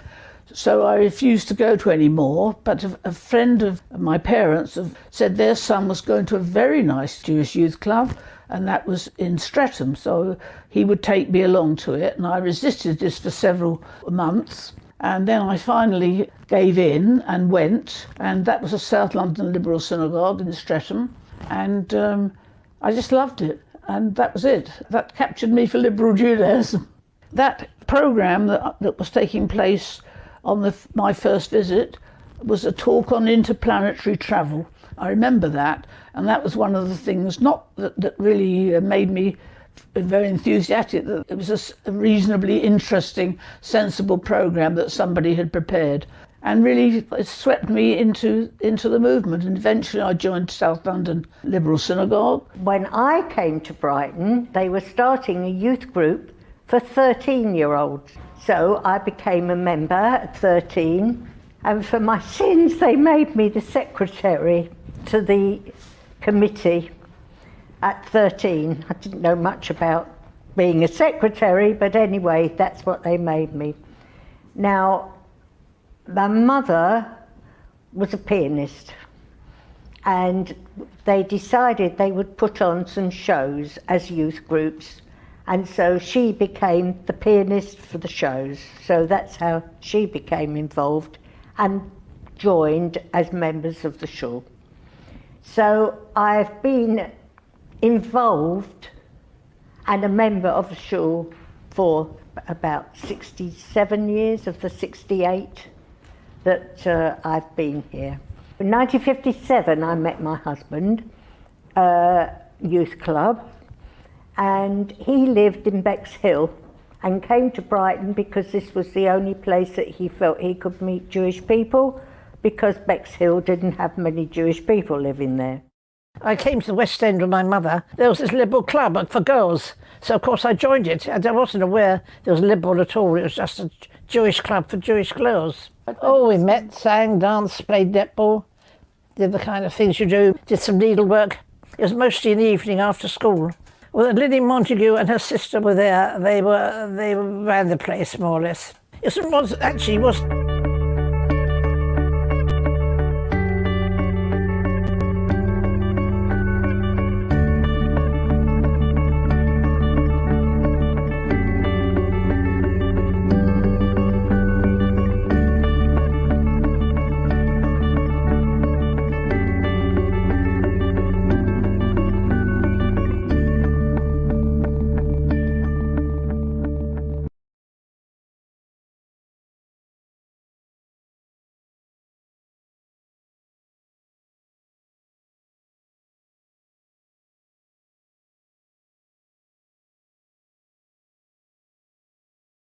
throughout our liberal Jewish family around the country, working together across the Jewish community, working together across countries and continents. In this session, we're going to talk about another kind of working together, one that I'm convinced is extremely important in our world today, and very important for us spiritually and practically as liberal Jews, and that's working together across religious divides, across faith communities. So I'm very, very happy to be joined this morning by some friends of mine who are going to lead us in a discussion thinking about what it means to work together across religions, across faiths. And I'm going to briefly introduce the people that you see on screen right now. There are 7 of us here. We have 2 of my rabbinic colleagues, both of whom are very involved in interfaith work. Rabbi Jacqueline Tabik, Jackie Tabik, who is the rabbi at the moment of West Central Liberal Synagogue, as well as convener of the Beit Din of Reform Judaism and the European Beit Din, but is also the co-chair of the World Congress of Faiths.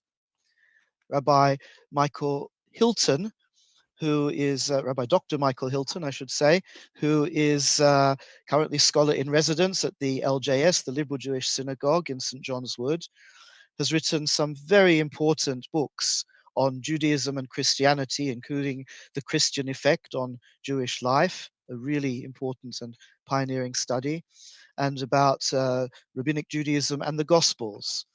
And he's also been for many years a Reform Rabbi of Kol Chai, Hatch End congregation. Of course, there are many, many other rabbinic colleagues out there whom I could have invited to take part in this session, but I'm delighted that Michael and Jackie are with us this morning. I have 2 Christian friends here as well.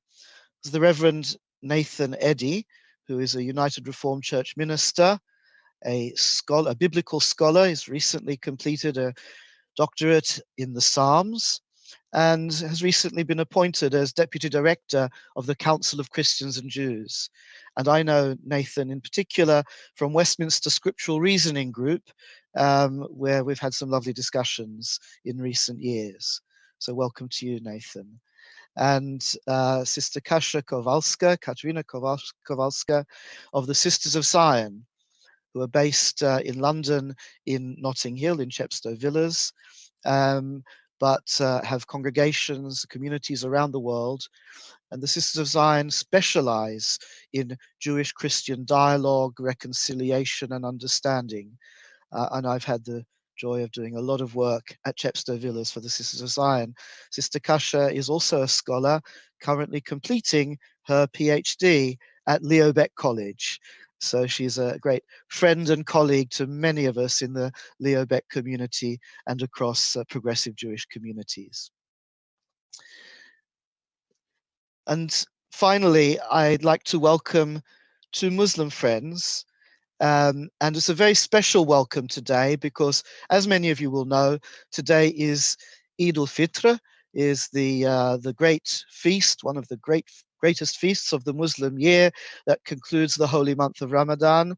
And on this very special day, they have taken the time to join us here at our Liberal Judaism Biennial. I'm very, very grateful for that. I wish both of you Eid Mubarak. First of all, to you, Halima. Sheikha Halima Krausen is a very old friend of mine. We met many years ago at the Jewish Christian Muslim conferences in Germany, where we became friends and began teaching together Jewish Muslim text study, as we've done pretty much every year for the last, I don't know, 25 years or something like something scary like that. And Halima has also been a regular at Limud conferences here at Christmas time over many years, and a much loved figure at Limud. She is the only Muslim who comes to the Jewish Christian Bible Week. That tells you something important. And Halima works at the University of Hamburg in the Center for the Study of World Religions, and has been a leader of the German-speaking Muslim community in Hamburg for many years. It's a real pleasure to welcome you to our Liberal Judaism Biennial, Halima. And last but certainly not least, I'd like to welcome Mash Alam, also known to many through Twitter as Mash Joy. And Mash is an activist in interfaith work, both in the real world, but also very, very prominently in the cyber world. Mash, through his Twitter feed, inspires me and many with a vision of what interfaith relations can be and how they can help and strengthen our communities and our world. But Mash will tell us also about the interfaith work he does on the ground. I know that he is a regular at the LJS, at the Liberal Jewish Synagogue, and involved with other Jewish communities around North London as well. And so, Mash, thank you so much for joining us on Eid today. Of course, it's Eid is the first day of the Muslim month, and we're celebrating Rosh Chodesh, the first day of our Jewish month of Sivan today, because we're united as Jews and Muslims by measuring our calendar by the cycles of the moon. So welcome to you all, and thank you so much for joining in. So to begin our discussion after that introduction, I'd like to pose to each of us a key question. What is it that motivates each of you in your interfaith work? All of us have done a lot of interfaith work of different kinds over the years. Why? What makes us do it and reach out in that way across religious boundaries? And what do we get from it personally? And what inspires us in our interfaith work? I'm going to turn first to you, Mash, to share with us your thoughts and your ideas about that. Yeah, thank you very much for that. So I spent much of my formative years volunteering in the Jewish community and Jewish organizations during my university years. So I was a volunteer for many, many years with Chabad. I was a helpline volunteer at Chabad in Gans Hill. And through that, I made many lasting friendships, and both the support I was giving to people, but also the friendships I made within the Jewish community really gave shape and sparked my desire to continue to collaborate and volunteer within the Jewish community. And I guess that also went on to inspire my kind of interfaith work within other faith communities as well. And I'm often asked what motivates my interfaith social action across different faiths. And when I'm reminded as a Muslim by the advice given to me many, many years ago by a rabbi, and it was this, be true to your faith while being a blessing to others, regardless of their faith. And that's what inspires me as a Muslim, and that has been the kind of underpinning philosophy that I've adopted that continues to inspire much of my interfaith work across faith communities. So I would say that the Jewish community really shaped or inspired my desire and passion to enter the interfaith world. And I'm really grateful to the Jewish community for all they've done to inspire me, to motivate me, and to give me the encouragement to go out there, change people's lives in small ways, but also to make lasting friendships in the Jewish community, which I may not have had I not embarked on these great opportunities volunteering in synagogues and Jewish organizations. Thank you, Mash. That's really wonderful. I suppose just diverging briefly from that, this Eid must be an Eid like any other, after a Ramadan like any other, unlike any other. Do you want to just say a little bit about what it feels like celebrating Eid in our lockdown, as we as Jews, of course, celebrated Pesach during lockdown, and we're going to have Shavuot this coming week. Tell us a little bit about how that has been for you. So this is the first Eid where, we have not had the opportunity to visit the local mosque, or whatever mosque we're attached to. And it's also been really challenging because in my community where I live, on Eid day, our doors are open. So we invite many of our non-Muslim neighbors and friends to join us for the Eid feast. And, as a family, we're having our Eid feast this year, and to see many of my non-Muslim friends missing from the table is really disheartening. But inshallah, next year I'm looking forward to inviting many of my neighbors, particularly many friends that I've met through social media from the Jewish community, who I've already told that I look forward to seeing them next year at our Eid table. Inshallah, that's wonderful. Thank you, thank you. Jackie, I'd like to turn to you next. And thank you very much, Mark, and thank you, Mash, and I hope it's a wonderful Eid for you. I was brought into the interfaith world when I was a teenager by my rabbi, Rabbi Dov Marmor. It's a number of years ago. I won't mention how many. But it was the first time there had been an interfaith dialogue between a Jewish community in Britain and a Christian community in Germany. In fact, it was in Hamburg. They came to visit us and we went to visit them. And that opened for me an amazing vista of knowledge and other experiences. I think when talking to Rabbi Marmor, his motivation largely at that point was to try and spearhead an understanding of Judaism in other places, to avoid, if ever possible, the growth of anti-Semitism and the horrors that led to in Europe. And I'm reminded very much of the teaching of Hans Kung, that unless there is peace between the religions, there can't be peace in the world. And that is certainly something that has motivated me over the years to keep involved in this work. There's also, of course, though, been the fact that you meet great friends, those people who are able to be involved in their own religion fully and be able to be open to others at the same time, tend to be people who are really very nice to know. They can be very good friends in times when you need support, in times when you need to be held. And sometimes within one's own community, that can be difficult. It's easier to go outside of your own community sometimes to have that support. And then there is, of course, the lessons that you can learn. And they're just myriad.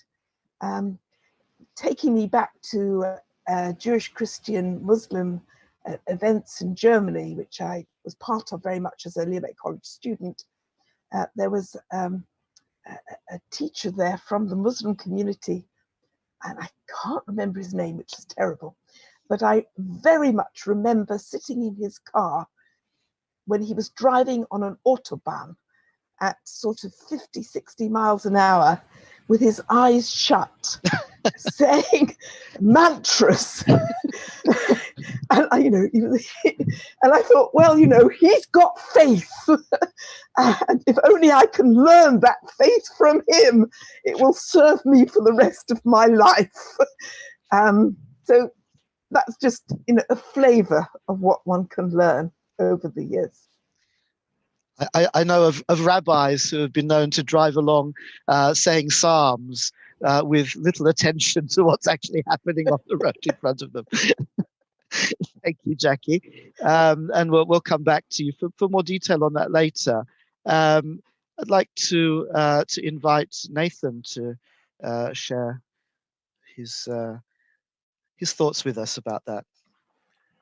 Thank you, Mark. Thank you for having me at this biennial. It's good to be here. I'd like to start just briefly by saying thank you as well to Rabbi Danny Rich, if I may, who's one of our longest serving presidents at the Council of Christians and Jews, where I'm privileged to work.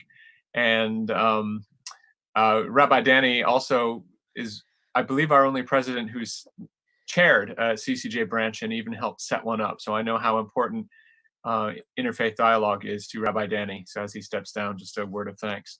I guess what motivates me personally, I thought I'd start with a personal story, although I'm not sure it illustrates my own motivation for Jewish-Christian dialogue. But when my family and I first moved to the area, we live in North Marylebone, just near the canal, and our nearest synagogue is the Liberal Jewish Synagogue, which, as the crow flies, is just a few hundred meters across the canal. And we went to the community Hanukkah service when we just moved about 5 years ago. And we were invited, because my wife is the vicar, we were invited as a family to light the Hanukkah candle. And I'll never forget my daughter, who was 5 at the time. It was Rabbi Neil Janes at the time, was the rabbi leading the service. And Rabbi Neil passed the shamash, the helper candle, to my daughter, and she lit the candle. I can't remember how many. Maybe it was the whole Chanukiot. But and then she blew out the shamash candle, the helper candle, and handed it back. So Rabbi Neil always reminds me of that whenever we see each other. I suppose what motivates me in Jewish-Christian dialogue is that it helps me to be a better Christian, a better person, a better father, better community member here.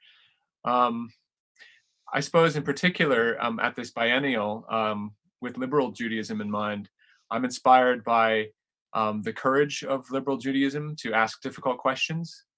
I was happy to tune into the Hot Potatoes session a few weeks ago on the future of liberal Zionism.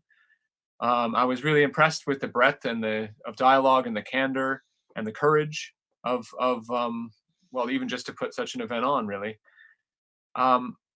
I guess it's also liberal Judaism's courage in including people like gays and lesbians and others in leadership and vouching for them in wider society. So it helps me to be more courageous and more faithful, and to ask those difficult questions of my own tradition. Thank you, Nathan. That's wonderful. I'd like to turn to you, Kasia, if you'd. Hello, everybody. I also want to say a big thank you, Rabbi Mark, for inviting me. It's really a big honor to be among you and such a wonderful people of dialogue. So my story actually begins when I was in my late 20s, when I was studying Catholic theology, doing my MA in Krakow. And I was invited, just because I knew English, I was invited to workshops for American Poles, Germans, Jews and Christians about Dabru Emet by for academics and students. They want to bring us together for 1 week just to experience being together and studying very important texts.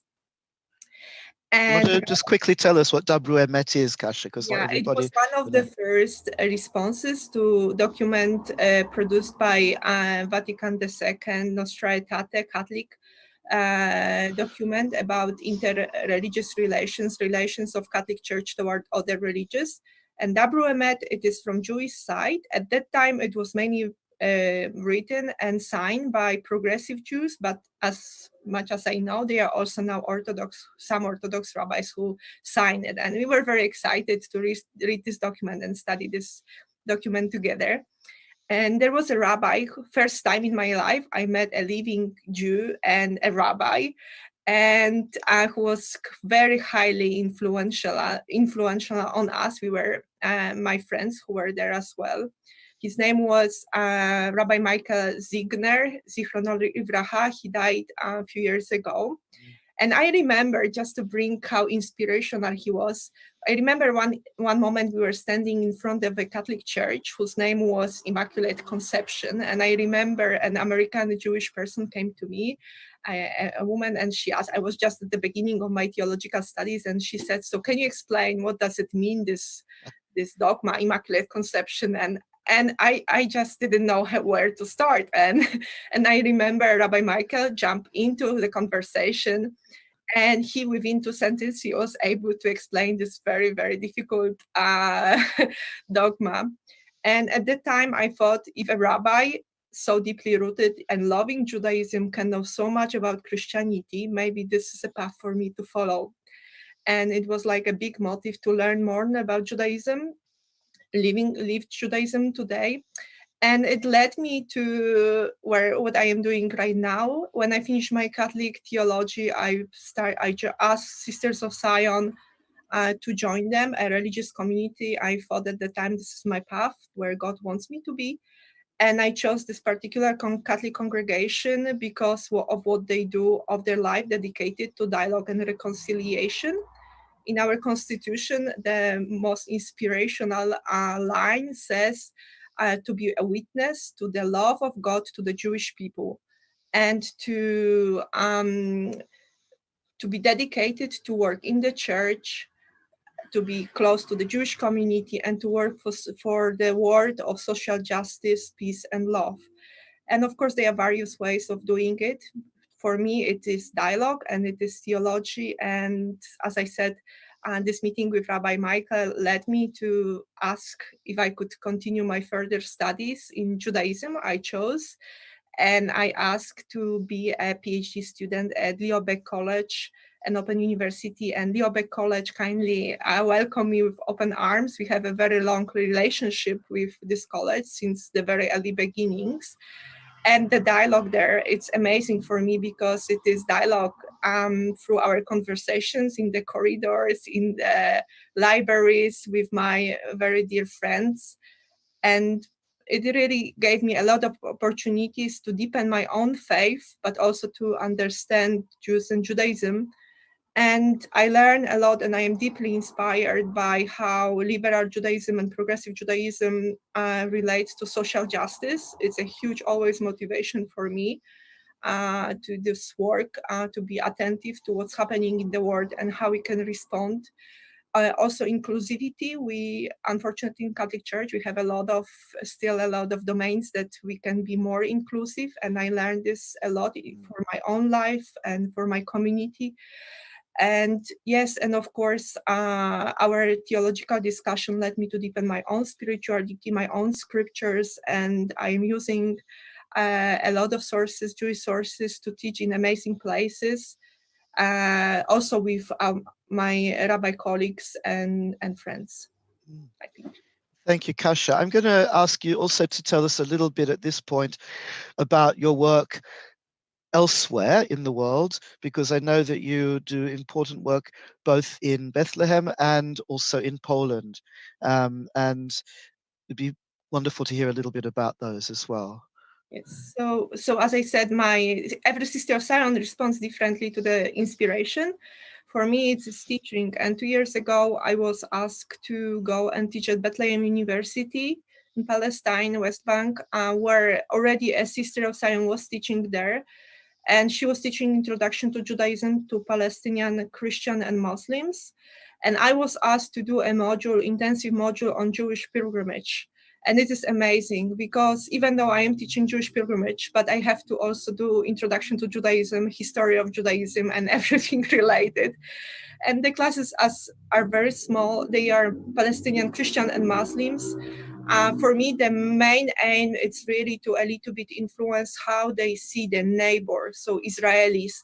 And last year, one of the women wrote me, I was so happy to discover that they are Jews outside Israel. So also like a little bit challenging what they know, how they understand their neighbors, and show them diversity of Judaism and open their mind to question and to look beyond the political situation, what is happening in the Holy Land.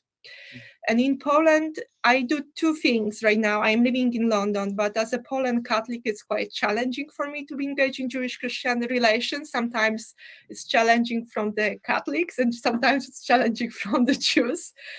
But often in Poland, I am asked to accompany Jewish friends who go to Poland for pilgrimage or to visit the places where their family were living. And often it means just to being with them, share their pain, visit their places where their families before the Shoah Holocaust was there, sometimes going to a camp. And it's very moving for me as a Pole Catholic to be with them. And 2 years ago, I was also asked to come for a week to Poland in January when we have a Holocaust Memorial Days in my region. It is very unique. We all celebrate or commemorate the Holocaust Shoah on the 27th of January, but in my region, it is for the whole week. And there is a core group of people, Jews and Christians, who are coming from my region, southeast of Poland, from the Litu-Sztatels, who were born there. Sometimes we had last year 2 survivals with us who speak very beautiful Polish.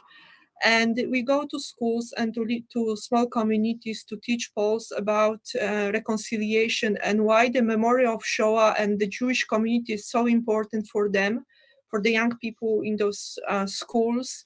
So it's grassroots level and for the future generation, because I do believe and I do not see another way of challenging Islamophobia or anti-Semitism as by providing the places where Jews and Christian Muslims and other faiths can meet, where you can meet the person, the other, not from the book, not from the media, but this is for me the only way really, if we want to build better society, this is the way to do it.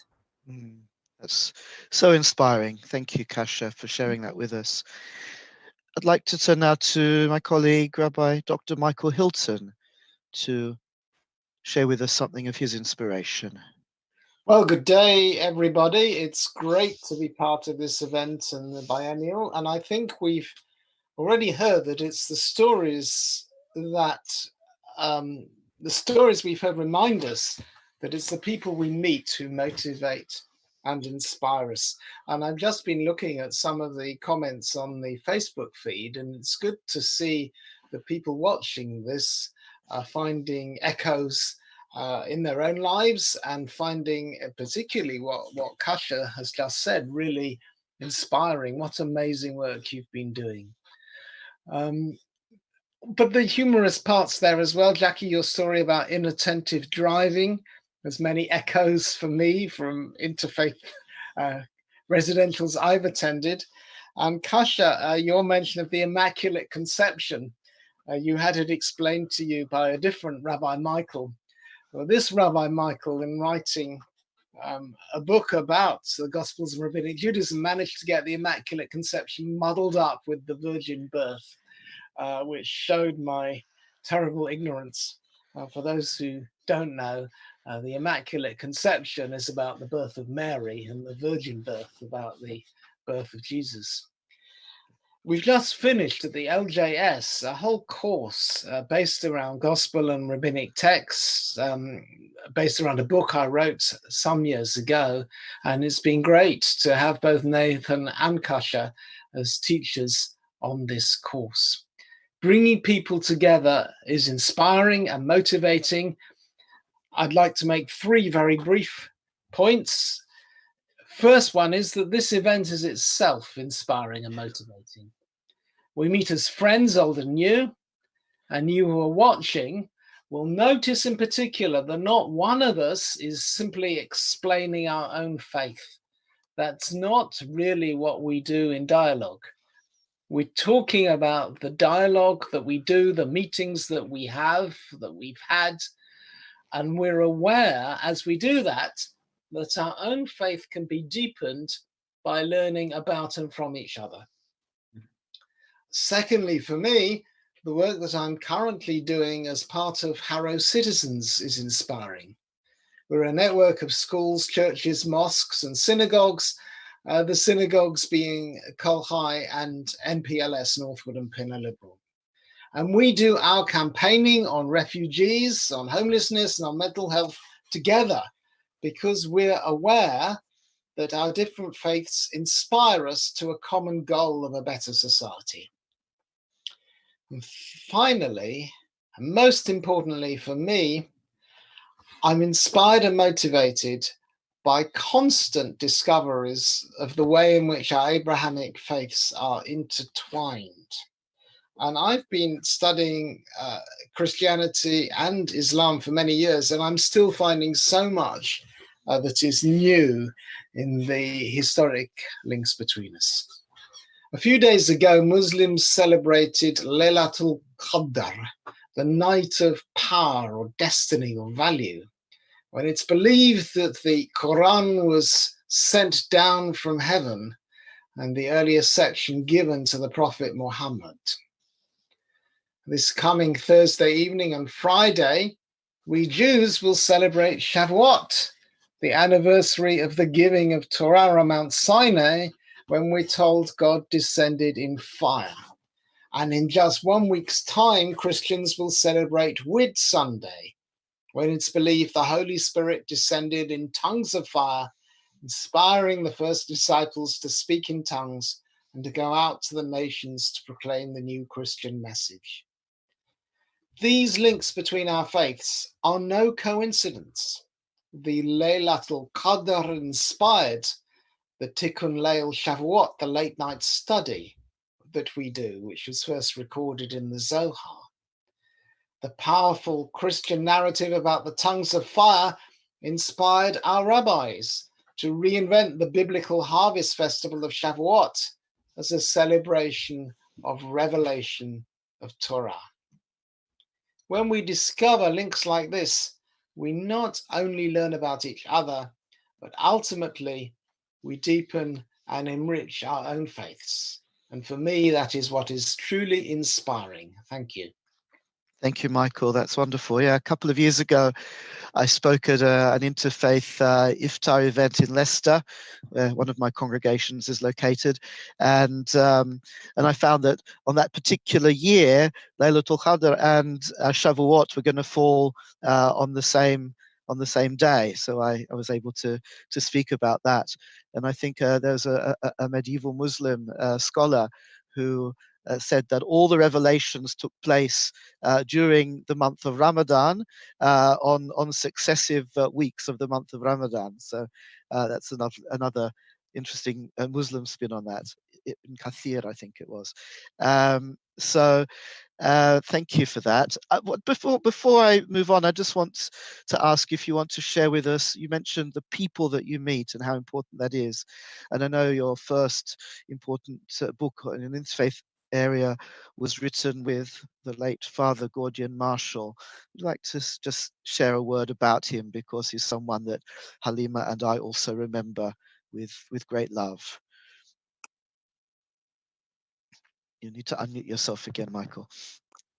Always a pleasure to remember Gordian. It's some years now since he sadly passed away, and he was a motivator for stuff I've been doing for a very long time. I met him in Bendorf at, I think, Jewish Christian Bible Week, and later at the Jewish Christian Muslim Week. And he invited me to teach with him at the Amadan Center some rabbinic texts with gospel texts side by side. And it was a recording of that event which led to my very first book. The reason he asked me was simply because at university I'd studied classical Greek. And so he was looking for somebody who could read the Christian scriptures in the original as well as the Hebrew scriptures. But that particular week at Amadan was just the beginning. It was in 1986. And I'm still running multi-faith weeks in this country. Now we call it Oxford Three Faiths Week. We've done 2. Hopefully God willing, virus willing, another one next year. And the first 3 or 4 of them I did with Father Gordian, and he set a pattern in my life which has now been going on for more than 30 years. So he was truly inspiring, and it was so good for me to be able to record and write up his teachings, which still inspire me to this day. Yeah, thank you, Michael. And now I'd like to move on to my dear friend and colleague, Sheikha Halima Krausen, who's joining us from Hamburg. Yeah, Halima. thank you very much. It's a different time zone, and sometimes, yeah. Okay, and then thank you for the invitation, and it's so great to see so many old friends and meet new friends and in this session, and it's fantastic. So what motivates me, I mean, it started early in my childhood. I was, first of all, sure, I was motivated by curiosity. I wanted to know how people tick. Catholics and Protestants I grew up with. I was, when I was a teenager, I was the only Muslim far and wide. And I found out very soon that about different perspectives, and it became very important for me to have first-hand information, not someone talking about another faith, but the person from that faith or an author from that faith writing about from their own faith, from their own practice. And I also was interested, it was also some time of a bit of spiritual curiosity to experience the way people, they meditated, prayed, things like that. So what was accessible to me then, it was, first of all, it was Catholics and Protestants. There were very few Jews in Germany in those days. It was only when I was a late teenager that I first met the first Jews in Aachen in the synagogue. That kind of took some, because I said I want to know about them, so I have to go there and I have to find out. And it was really awkward because I felt a bit about German history, and it makes it difficult. And so he said, what's wrong with you? And I said, about the past. He said, don't, you weren't even born then, come on. You don't, you have nothing to do with what they did. You are responsible for what you do. Yeah, sure. And that gave me the kick to be more relaxed in this relationship.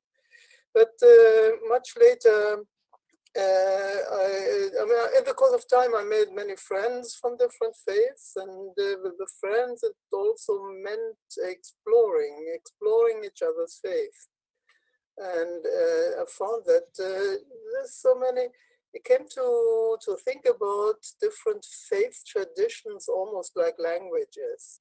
And you can sometimes translate one thing to another language. The comparison comes because I do a lot of translation in my professional life at the university. Sometimes there are these research reports that we have to translate to English, and then I'm involved with that. So it means a lot to me, this discovery, and also this working together and seeing things from different perspectives. I came in the course of time, and also through friendships in the framework, and you mentioned it already, the Jewish Christian Muslim conference and spring, Mark, you mentioned that initially. And there I made a lot of mainly Jewish friends, because I had Christian friends already. And then I came to experience more of the closeness in the services that we had there. And it gradually became part of my spiritual makeup. I remember in one of the Limud conferences, one of the first Limud conferences, one of the participants after Shabbat Shacharit service, he asked me, what are you actually making of our services? And I thought for a while, and then I said, it occurred to me that it's like taking part in the rituals of a different Sufi tradition. Yeah, because within Islam we are, in a way, we are similar because we have the same prayer ritual. You can join any prayer in any part of the world, but you also have these different Sufi traditions that can be very, very different. And they are less known. And I said it's just as if I were taking part in rituals of a different Sufi tradition. It's something that means a lot to me.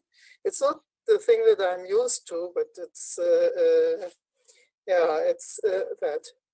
And in the course of time also, and especially also through recent work at the university, I increasingly find how important it is to learn by reading our scriptures together. And this is especially with Judaism and Christianity and Islam, the biblical scriptures and the Quran, because they, from Islamic understanding, they build up on each other, kind of one follows the other, and you can't really understand the Quran if you are completely unfamiliar with the earlier scriptures. That's and at that point, I find we have very much to say to each other, but we can also discover a lot for a better understanding of our own scripture, and especially Muslims. We can, from the biblical scriptures, we can understand a lot about history and about even faith and spirituality. Halima, going back quite a way, I know that as a student in Berlin, you were involved in what I believe was the very first bringing together of Jews, Christians, and Muslims, which led to the establishment of the JCM conference that we're both involved with, that Michael helped to transplant to Britain as well. Do you want to say something about that first meeting and back in was it the late 60s, the beginning of the 70s? 69, right? 69, Yeah. Oh goodness, it was a key experience. That was, it was about, the title was Israel and Ismail, and it was about the 6-Day War and the aftermath of it. It was about the Middle East conflict in any case. And I don't remember what the Christian speakers said. I remember that the Muslim speaker, he came from Lebanon and he spoke English, and he said what was politically correct, so it wasn't anything very exciting. But then they had invited Jewish speakers from a kibbutz somewhere who defined themselves as atheist socialists, and then they proceeded to tell the audience how they read the Bible. They read the Bible as a strategy book for expanding the territory of Israel because, as I said, as a chosen people, they had every right to it. I said, oh, goodness. And the other Muslims, they left and banged the door, and they expected me to come along, but curiosity, you know. I wanted to know how this story continues.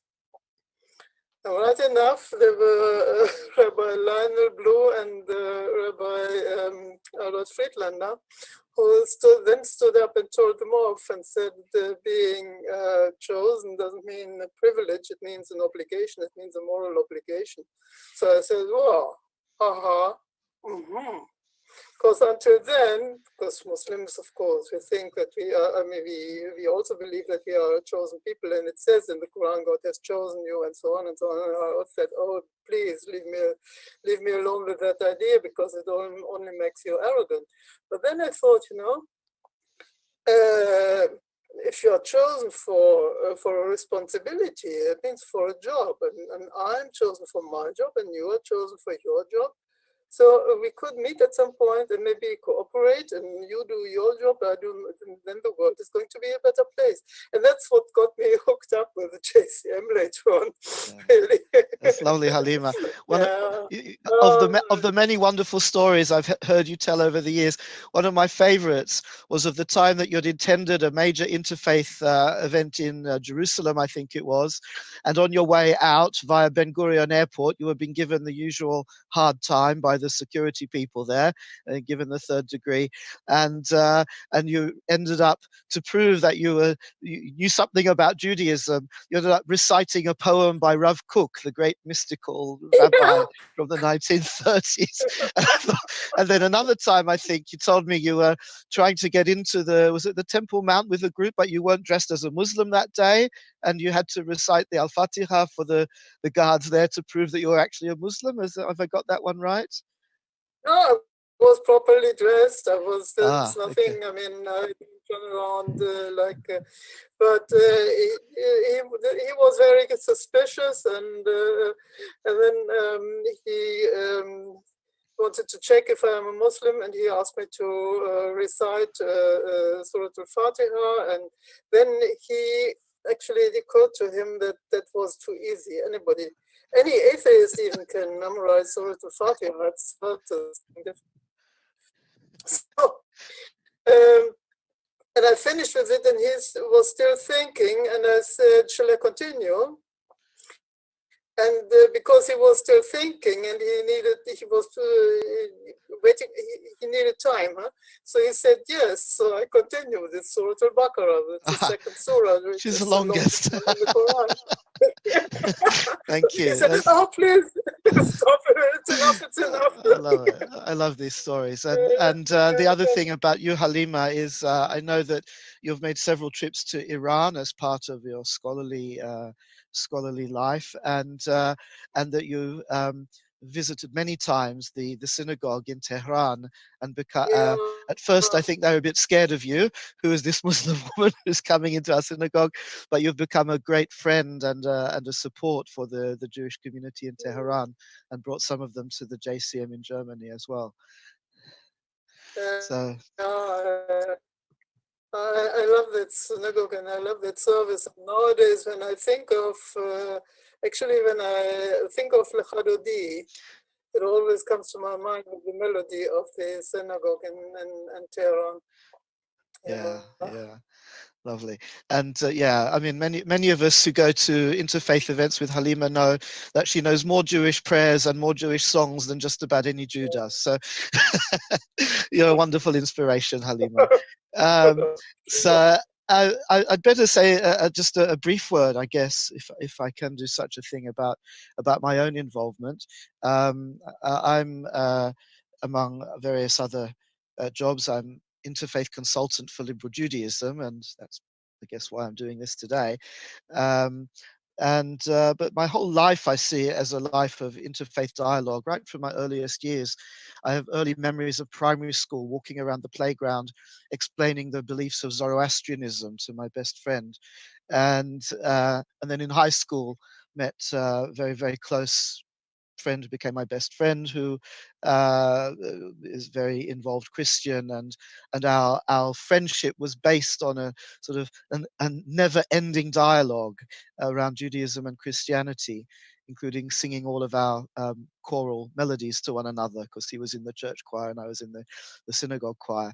And there was a period in my life I'd been put off Judaism somewhat by some very orthodox and exclusive beliefs that I'd encountered, and I decided I needed a more universalist religion. So I was deeply, deeply attracted and involved in Christianity for several years.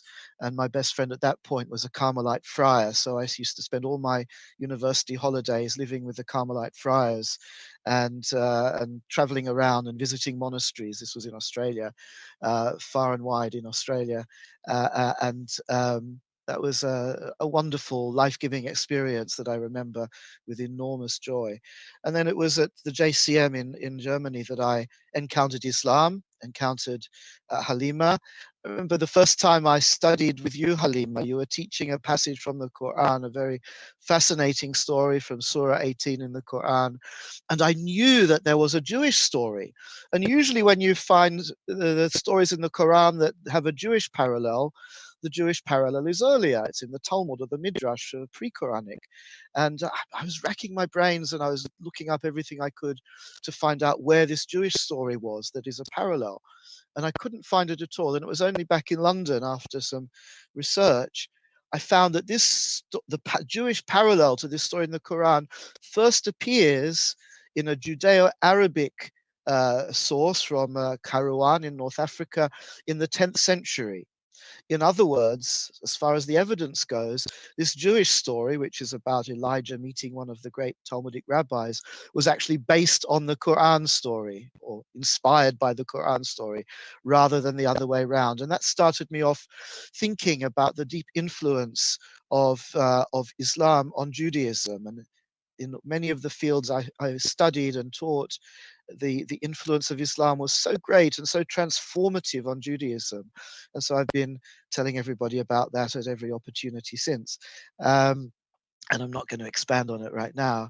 But and to me, the encounter, the theological encounter between Judaism and Christianity, and the way I believe that rabbinic Judaism, the Judaism of the Talmud, and Christianity grew up and were formed at the same time, responding to one another, often in not very friendly ways, but nevertheless grappling with the same theological questions of our relationship with God, and finding answers that parallel and echo and are inspired by one another. And to me, that is an ongoing source of fascination and inspiration. So I suppose, although the interfaith friendships and interfaith action is important, for me, I think it's a grappling with truth, with theology that has always inspired me. And I know that puts a lot of other people off, so maybe I'm a bit unusual in that way. But it's discovering, as Michael said, as very profound links, far deeper and stronger than most people suspect, between Jewish and Christian and Muslim beliefs. I just want to acknowledge, before I open the discussion up again, that this is an exclusive little circle that we've created, that I've created today, of the so-called Abrahamic religions, Jews, Christians, and Muslims, partly because that's been where most of my experience and most of my energy has been. But we shouldn't forget that out there are other important religious traditions, the Dharmic religions originating in India, Buddhism and Hinduism, and Jainism, and then as a special sort of intermediary, there's Sikhism and later Baha'i, and all of these have rich spiritual treasures that not only can we learn from, but we can also find deep threads of connection, of spiritual connection as well. I find in studying Jewish mystical tradition so many echoes and reflections of Hindu philosophy, Hindu spirituality. And when you study Maimonides deeply enough, I think you eventually realize that deep down he was a Buddhist. So I'll leave that there before I turn back to our dialogue together. And I just want to ask each of you, well, no, actually, before I ask each of you, we had a question I noticed that came in on our Facebook feed. And it's a really important one, I think. It's from Sarah Newman, who was part of my congregation in Manchester when I was rabbi there, the Manchester Liberal Community. So thank you, Sarah, for your question. And you've said, I would be interested to hear what the panel thinks about interfaith in relation to families and seeing this in a positive way. I'm Jewish, Sarah says, but a child from an interfaith marriage, and that influences my Judaism and experiences with non-Jews in many positive ways. Now, we don't have a long time left, but I think that's an interesting question for us to confront. And I invite any of you to reflect on that interfaith in a family setting, as it were. Would anybody like to share your thoughts or experiences there? I certainly have lots to share, but I'll hand over to you. Well, my response to that would be, to Sarah, is that we should feel enlarged by our family, whatever backgrounds our parents are, whether they're from two different backgrounds. We should feel enlarged by that. That should actually enrich our lives even more. And it's not always about faith. People might have different sexualities as well, and we should also feel enriched by that. So, in answer to kind of Sarah's question, I would say that one can feel enlarged, and also you know, when you go out into the world as someone who comes from an interfaith kind of family, that you can feel confident in your own faith without feeling threatened by others. And I think that's so important. And, you know, coming from a, you know, interfaith background yourself, you know, I think, well, an interfaith family, that type of unit, I think is definitely a unique, gives you a unique insight into, you know, feeling enriched and enlarged and being able to take that perspective into the society, and contributing as a Jewish person in many ways in the interfaith kind of environment. So that's my kind of feedback. Thank you, Mash. Lovely. Anybody else want to reflect on that? I know, Halima, you've done a lot of work pastorally with mixed faith families in Germany. Anything you want to reflect on in that?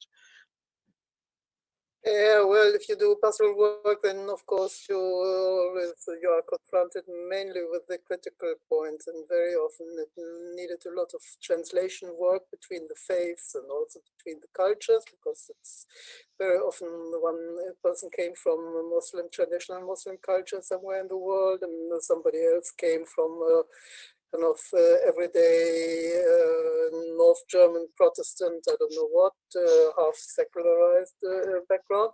And then the misunderstandings, they come when the children start asking why, and the parents give different answers. And then the parents, they suddenly start digging, one or both parents suddenly start digging for their roots desperately.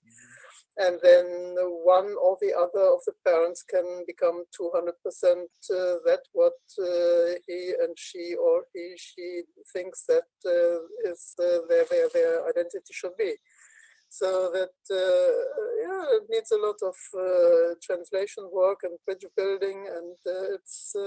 But as I said initially, I mean, you're always confronted with the critical side of it. So I can understand the critical side of it.